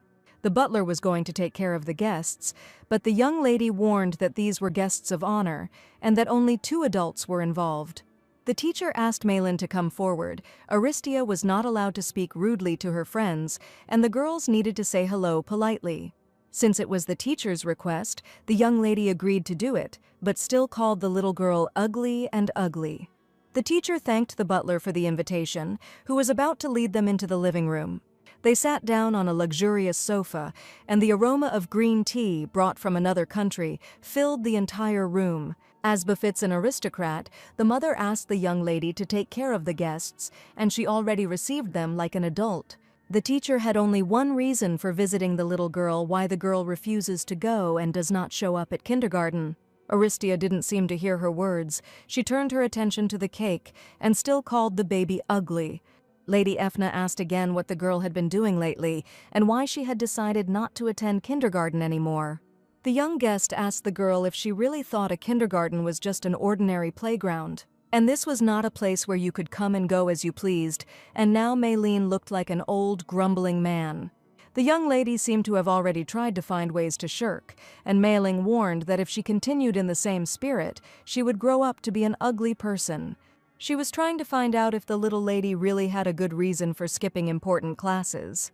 The little girl was very worried and said that she couldn't go out and leave her sick sister, and hardly anyone could have guessed about this. The teacher began to worry when she heard that Aristia's little sister was very ill. The little girl admitted that her sister is driven by lovesickness and has been suffering for a long time. The girl insisted that this was indeed a serious problem, but the teacher only politely asked the girl to be sure to come to kindergarten starting tomorrow. Her sister had a very soft and kind heart, and for such a fragile girl it was too cruel to experience lovesickness. Aristia insisted that she must look after her older sister and promised to return to kindergarten only when she felt better. Ethna didn't want to listen to stupid excuses at all and decided to have a serious talk with the young lady so that she would finally understand the seriousness of the situation. Felix chuckled and guessed that the teacher had some problems and what she was going to do about them next. She suggested that the girl tell a little more about her sister's lovesickness in order to try to understand the situation. The young lady said that the name her sister says changes every day and there are probably several people involved. Perhaps she was in love with more than one person, and according to the teacher, her sister was pleased with the unusual lady. She didn't expect to hear her ex-lover's name coming from another room in this house today. Judging by the female voice, it was definitely the baby's sister who was crying. How could Mr. Herdnix do this to her? Her cry sounded incredibly pathetic and thin, but the words that had just been spoken were ones that should never have appeared in a romantic fantasy. Pointing to the door, the young lady explained that her sister was in great despair and was definitely not talking about one person. Screams were heard from the room. It was clear that someone had dumped the girl and had not even warned her about the breakup, having found a new lover. The doors suddenly opened, a girl appeared in the hall, and judging by the bruises under her eyes, one could tell that she had been crying for a long time. The teacher did not expect to see the girl in such despair, and her loud screams even scared her. The little girl asked her sister to calm down, assuring her that she simply had visitors and that it was the teacher from the kindergarten. She rushed to hug her sister and tried to calm her down so that she would no longer behave so frighteningly. This girl turned out to be the young lady's elder sister, named Letitia Hesben, the daughter of the ducal house. The teacher greeted the lady politely, admitting that she was the class teacher. The little girl started telling what an amazing person the teacher was. She could do anything, and she could probably even help Letitia.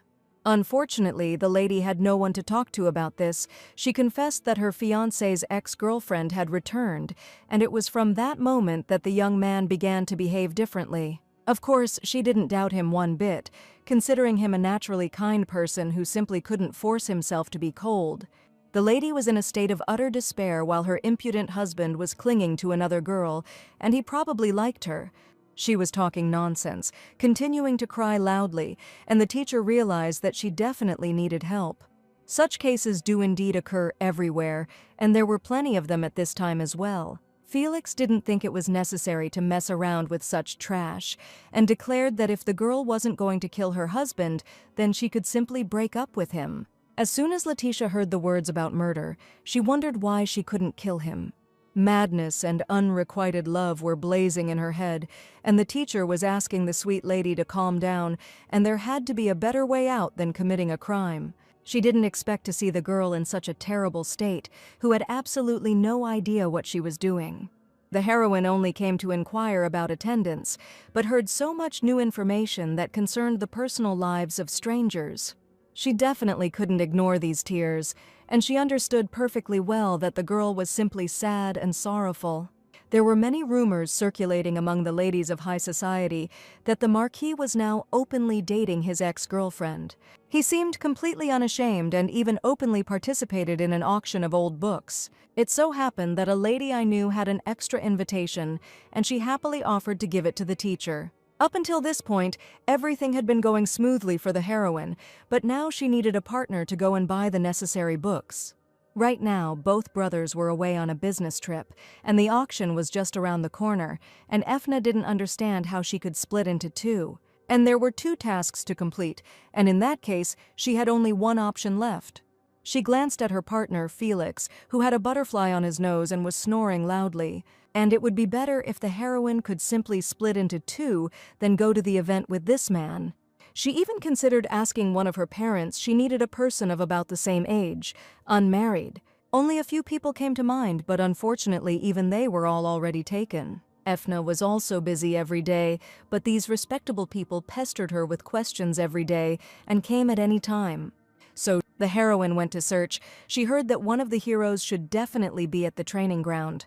She decided to go looking for him that evening, and she didn't expect to see so many muscular men in this place. The lady did not understand how they could live such a diligent life, and perhaps the teacher would even make frequent home visits. She even almost forgot that she had come here not to look at bare shoulders, but for a completely different reason. And just then, Captain Johann saw the teacher, apologizing for having to see all the mess right after training. Efna herself came without warning, so no one prepared for her visit. From the worried face, Johann understood that the teacher had come here for a reason, and that the little girl had really caused trouble again. Fortunately, the girl had been behaving well in the last few days, and there had been no problems with her behavior, and that was not the reason at all. It was rare to see a teacher at a loss for words, and the captain asked the lady to calmly tell everything so that this would not happen. Efna recently received a good invitation to a famous auction, but it said that she must appear with a partner. And he immediately agreed, and it seemed like he wasn't even going to ask which specific auction Efna was going to go to. The captain turned out to be quite the auction buff and asked when the event would take place. As soon as he learned that the auction would take place in just 3 days, Johann admitted that he would be busy on that particular day, since his engagement was scheduled for that date. The teacher sighed in surprise, because she didn't even expect that the gentleman was going to get engaged. It was not entirely clear from his facial expression whether this was a happy event for him or not. Johann didn't go into details, and he only made it clear that he really wouldn't be able to help in any way that day. Efna felt like it might have seemed careless on her part, and she had just almost made a huge mistake. If the engagement date had already been set, the teacher promised to keep her mouth shut until the official announcement, wishing the captain a wonderful love and family life. The teacher decided that it was always possible to go to the auction with someone else, and suggested that Johann focus on his preparation. The teacher quickly retreated to a safe distance, so as not to be known as an annoying friend who communicated too closely with the captain. She quickly left, and the young man only silently watched the fleeing silhouette, unable to tell her the whole truth. At that moment, the gentleman felt a strange sensation, as if he was going crazy, and did not understand at all what to do next. One of the options failed miserably. The heroine had to move on to Plan B, and it's good that she had already sent a request for a visit in advance. So after meeting with the captain, Efna decided to go to the Grand Duke's estate, and that's where her next option was located. The Duke's estate was luxurious, the black roofs contrasting incredibly with the dark gray walls of the mansion. The teacher immediately got down to business and informed the Duke that, if he didn't mind, she would like to ask him to accompany her. It was the first time in her life that Efna had proposed such a thing to men, and she didn't even understand how to behave correctly in such situations. The Duke silently accepted her proposal, and for some reason did not respond at all, which caused the teacher to panic even more. She warned that if the gentleman was uncomfortable, he could refuse at any time without hesitation and not feel guilty. This situation had nothing to do with the young master's training, and the heroine had no idea what the Duke was thinking about right now. She was more inclined to think that nothing would probably work out. The young man had a rather busy schedule, and with his character it would be quite difficult to persuade him. Unexpectedly, the Duke agreed and asked if there was any reason why he should not do this, promising to come to the Belchester residence on the day of the auction. Hearing the unexpected consent, the teacher did not even immediately believe that this had actually happened in reality. She had no doubt whatsoever of the generosity of the noble gentleman, who immediately agreed to help her. The teacher thanked the young man for the pleasant meeting, intending to meet him on the day of the auction, but unexpectedly the Duke offered to accompany her home.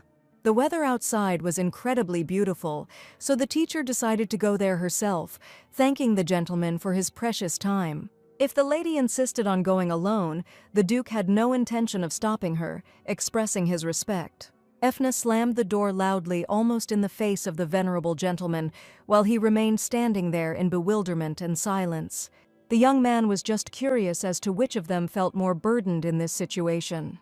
Time gradually passed, and finally the long-awaited day of the auction arrived.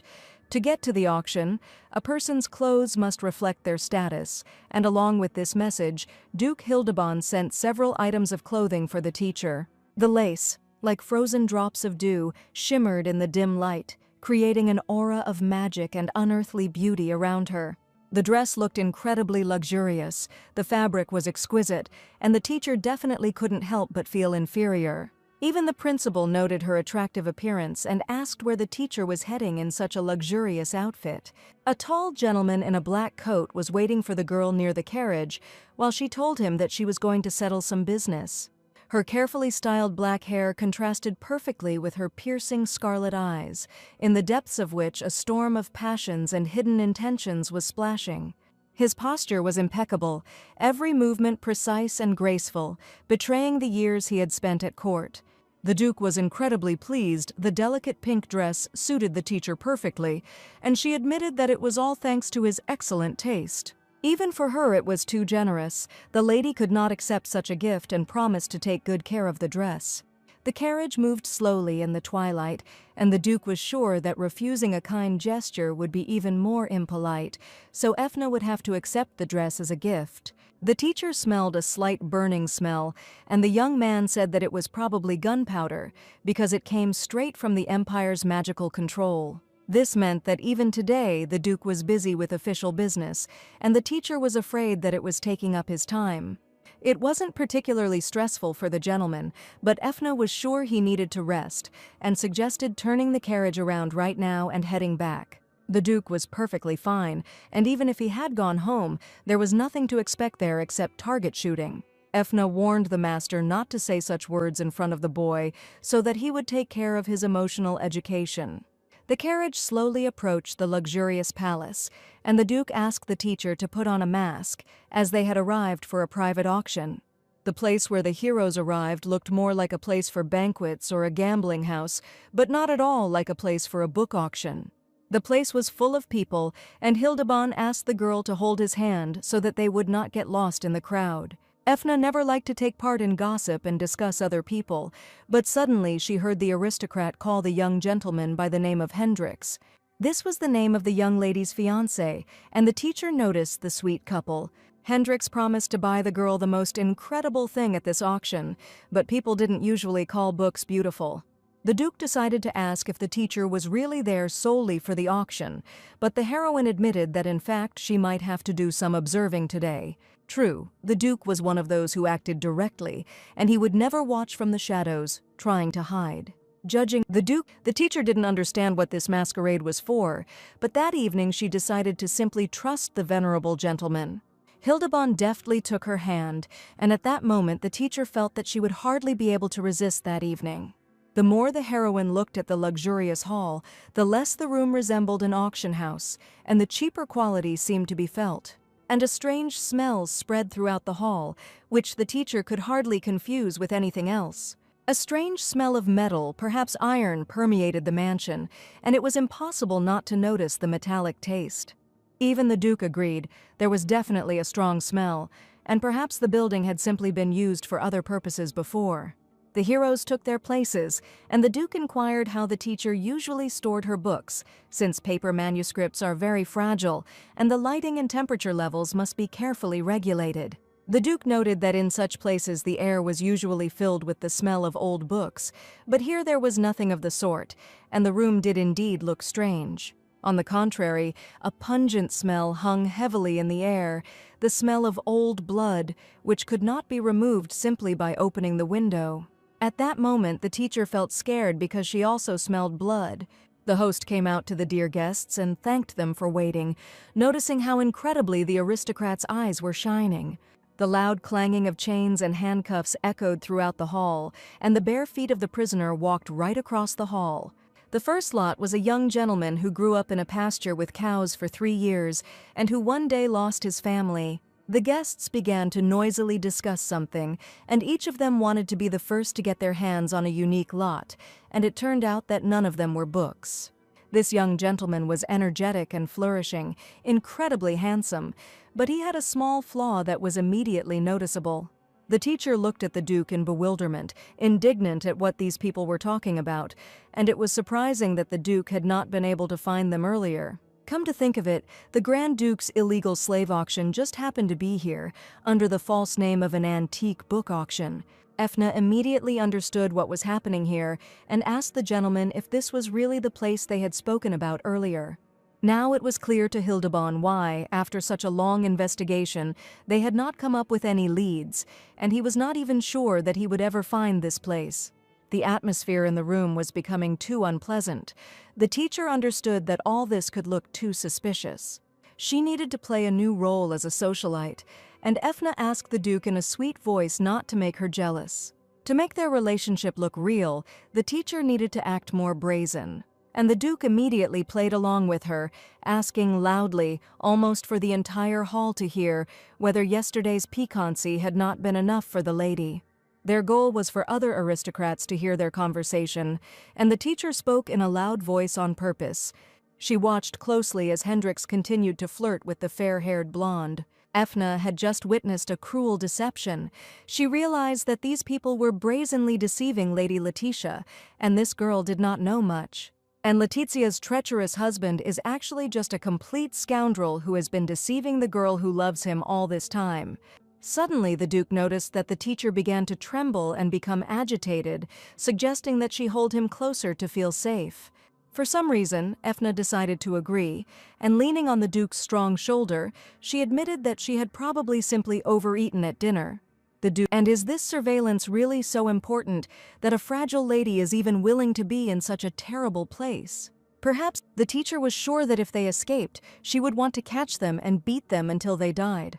Now Efna looked like a scheming villain. The Duke also didn't like being followed, and she would have preferred to turn the situation into a total bloodbath. The Duke smiled sweetly, as if this was the option that most appealed to him. And instead of hiding in the back seats of the auction, he too was ready to show who they really were. It was good that the Duke's companion had such refined taste, so the next second the young man, holding his pistol up, asked the distinguished guests to pay attention to him. The auction host asked the guests to calm down, claiming that there was a minor problem with the equipment and that they could continue the auction soon. Efna wanted to stay with the Duke, but the young man asked her to go to the carriage to be safe.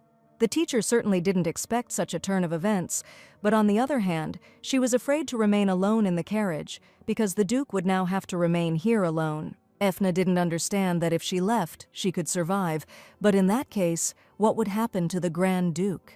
While thoughts were whirling around in her head, she continued to stand next to him and had no intention of leaving. Despite the fact that she was incredibly scared, Efna continued to stay close and did not even notice how the masquerade mask flew off her face. The blade touched the girl's fragile neck. One of the auction founders managed to grab her and offered the Duke to drop the pistol so that she wouldn't die. In just 1 second, the heroine found herself in the clutches of a terrible bandit, and right now she became the main character of this auction. A few drops of blood fell on the floor. Duke Hildebond turned around calmly and saw that Efna was incredibly scared. He immediately dropped his weapon while the bandit shouted that this is exactly what he should have done earlier. He ordered the Duke to be as quiet as possible, but he did not expect at all that a strong blow would land on his head. The gentleman didn't care at all whether he had a weapon or not, and in fact he had wanted to get rid of it for a long time. And it seems that the gentleman had planned from the very beginning to fight without weapons, while the teacher could not believe her eyes that the Duke was capable of such a thing. As soon as the hero dropped his weapon, the other criminals decided to attack him, and weapons glittered in their hands. None of them expected that the Duke had such dexterous skills and fighting abilities. And the venerable commander of the knightly detachment, Johann, will come to his aid, whose appearance turned out to be even more unexpected.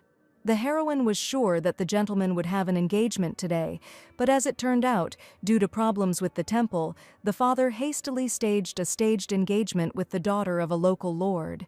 So Johann came to help, to repay the favor received on the day of the Great Walk.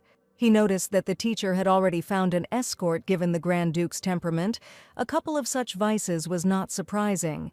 The Duke stated that he had a great idea to stun the knight commander, use him as bait and simply escape.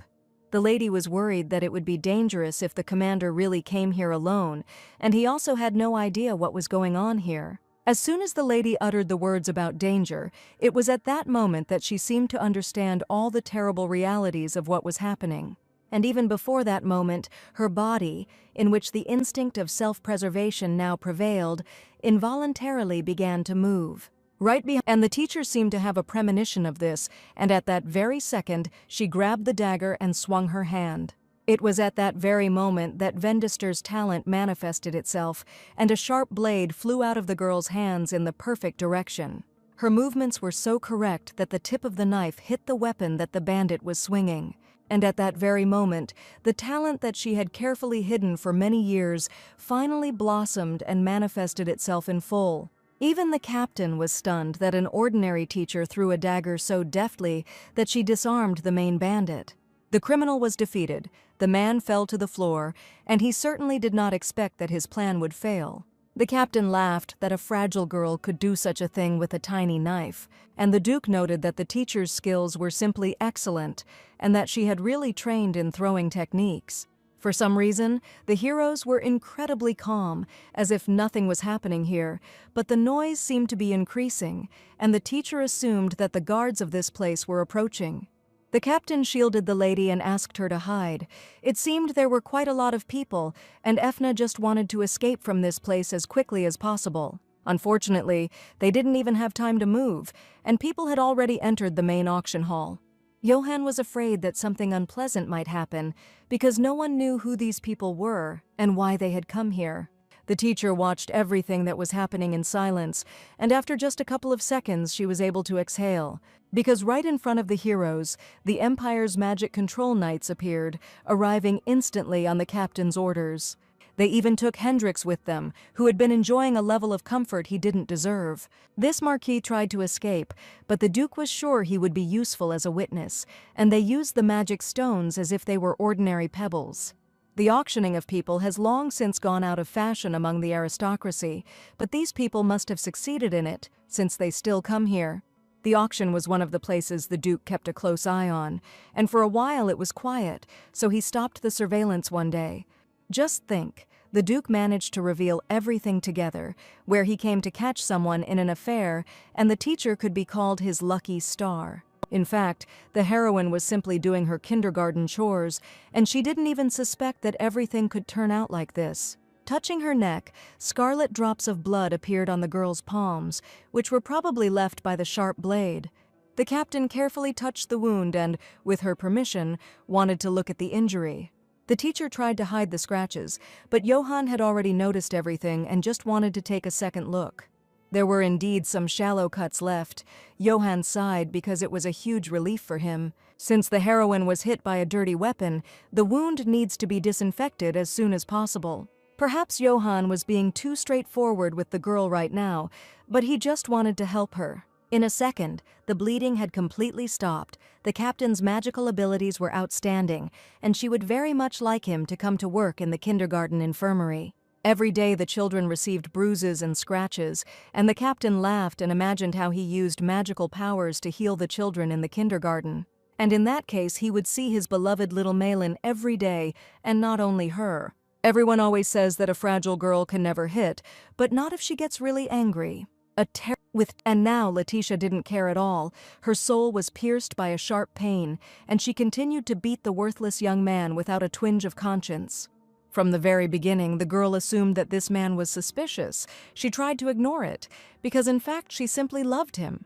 The young man asked the girl to listen to her carefully, assuring her that in fact he also loved her very much. He was also well aware of the ducal family's main business, the liberation of slaves and social welfare, and Letitia was not ready to forgive a man who challenged the ducal family's ideology. The girl had probably just recently cried over a broken heart, but at that moment she didn't look like a girl in love. Letitia had finally put aside her foolish thoughts, and now she was a worthy lady husband who had defended the honor of the house in front of everyone. 3 days later, little Aristia happily came to kindergarten and politely greeted her wonderful teacher. The lady was delighted to see her return and was confident that her sister was doing well and would soon make a full recovery. Imagine her surprise when the little girl asked the teacher to look at someone, and it was all thanks to her care. A purple-haired heroine appeared in front of the teacher, no longer looking like the suffering girl. Letitia looked simply incredible, but her face was shining with a smile. She was incredibly grateful to Lady Ethna for helping her reveal the whole truth. From then on, the girl felt incredibly healthy. She no longer experienced painful mental anguish in relation to this fool. Now Letitia ate 5 times a day and trained diligently, and her actions were worthy of admiration. The teacher didn't even believe that the girl in front of her was cheerful and that she had always been like that, while Letitia wanted to wait for the teacher just to talk to her. The guards did not allow the lady to communicate and stated that the lady had too much work left in the mansion. With the feeling of having another annoying guardian, Ethna finally returned to kindergarten, and before the teacher could rejoice, Children's Day had arrived. Ethna always prepared for important events with trepidation and told her colleagues about the upcoming plan. Usually the director's opinion could not be called an opinion. Most likely it was an order, and this time the lady decided to express it. Since they had recently discovered outdoor spaces on campus, the director suggested organizing something where children and their caregivers could participate together. The weather had been nice the last few days. The idea sounded tempting, and the teacher asked what about drawing and essay competitions. Felix was sure that if he organized survival games with toy guns and paint, this would be the best holiday for children. On the one hand, it sounded wonderful, and the director even suggested coming up with something similar. Unfortunately, all the ideas had to be carried out by Lady Efna, and as the organizer, she had to be responsible for the event. It was a beautiful sunny day outside, and the teacher and the children decided to spend time outdoors. The lady carefully tied an incredibly cute hat on Band-Aid so that he would not lose it again while running. This cap turned out to be protective equipment, and the older brother decided to help the little gentleman with this. The toy gun in the gentleman's hands looked even better than he had expected, and it was hard to believe that the weapon was actually not real. Parents and children were given toy guns, and Letitia, with a sly look, said that the little girl should put her whole heart into the shot. The emperor promised Maxion that if he took first place, he would give him the castle of the Baron of Vulcan, which he had recently acquired. It was clear that a battle was about to break out on the field, and the teacher didn't even know whether to be happy about it, but it had become a routine for her class. Felix had already finished his preparations and asked if there were any spare pistols that might come in handy. The little heroes, along with their parents, had to defeat the other team, which was their opponent. The little ones bravely picked up toy guns, and the kids from the amazing class called the Solar Council were ready to join the game. Every day, the teacher gave these children a piece of her soul, and today she suggested starting a competition to find out who would do the best. But she knew that each child is unique, and she is ready to continue to give her care and energy so that these children grow up to be the most wonderful.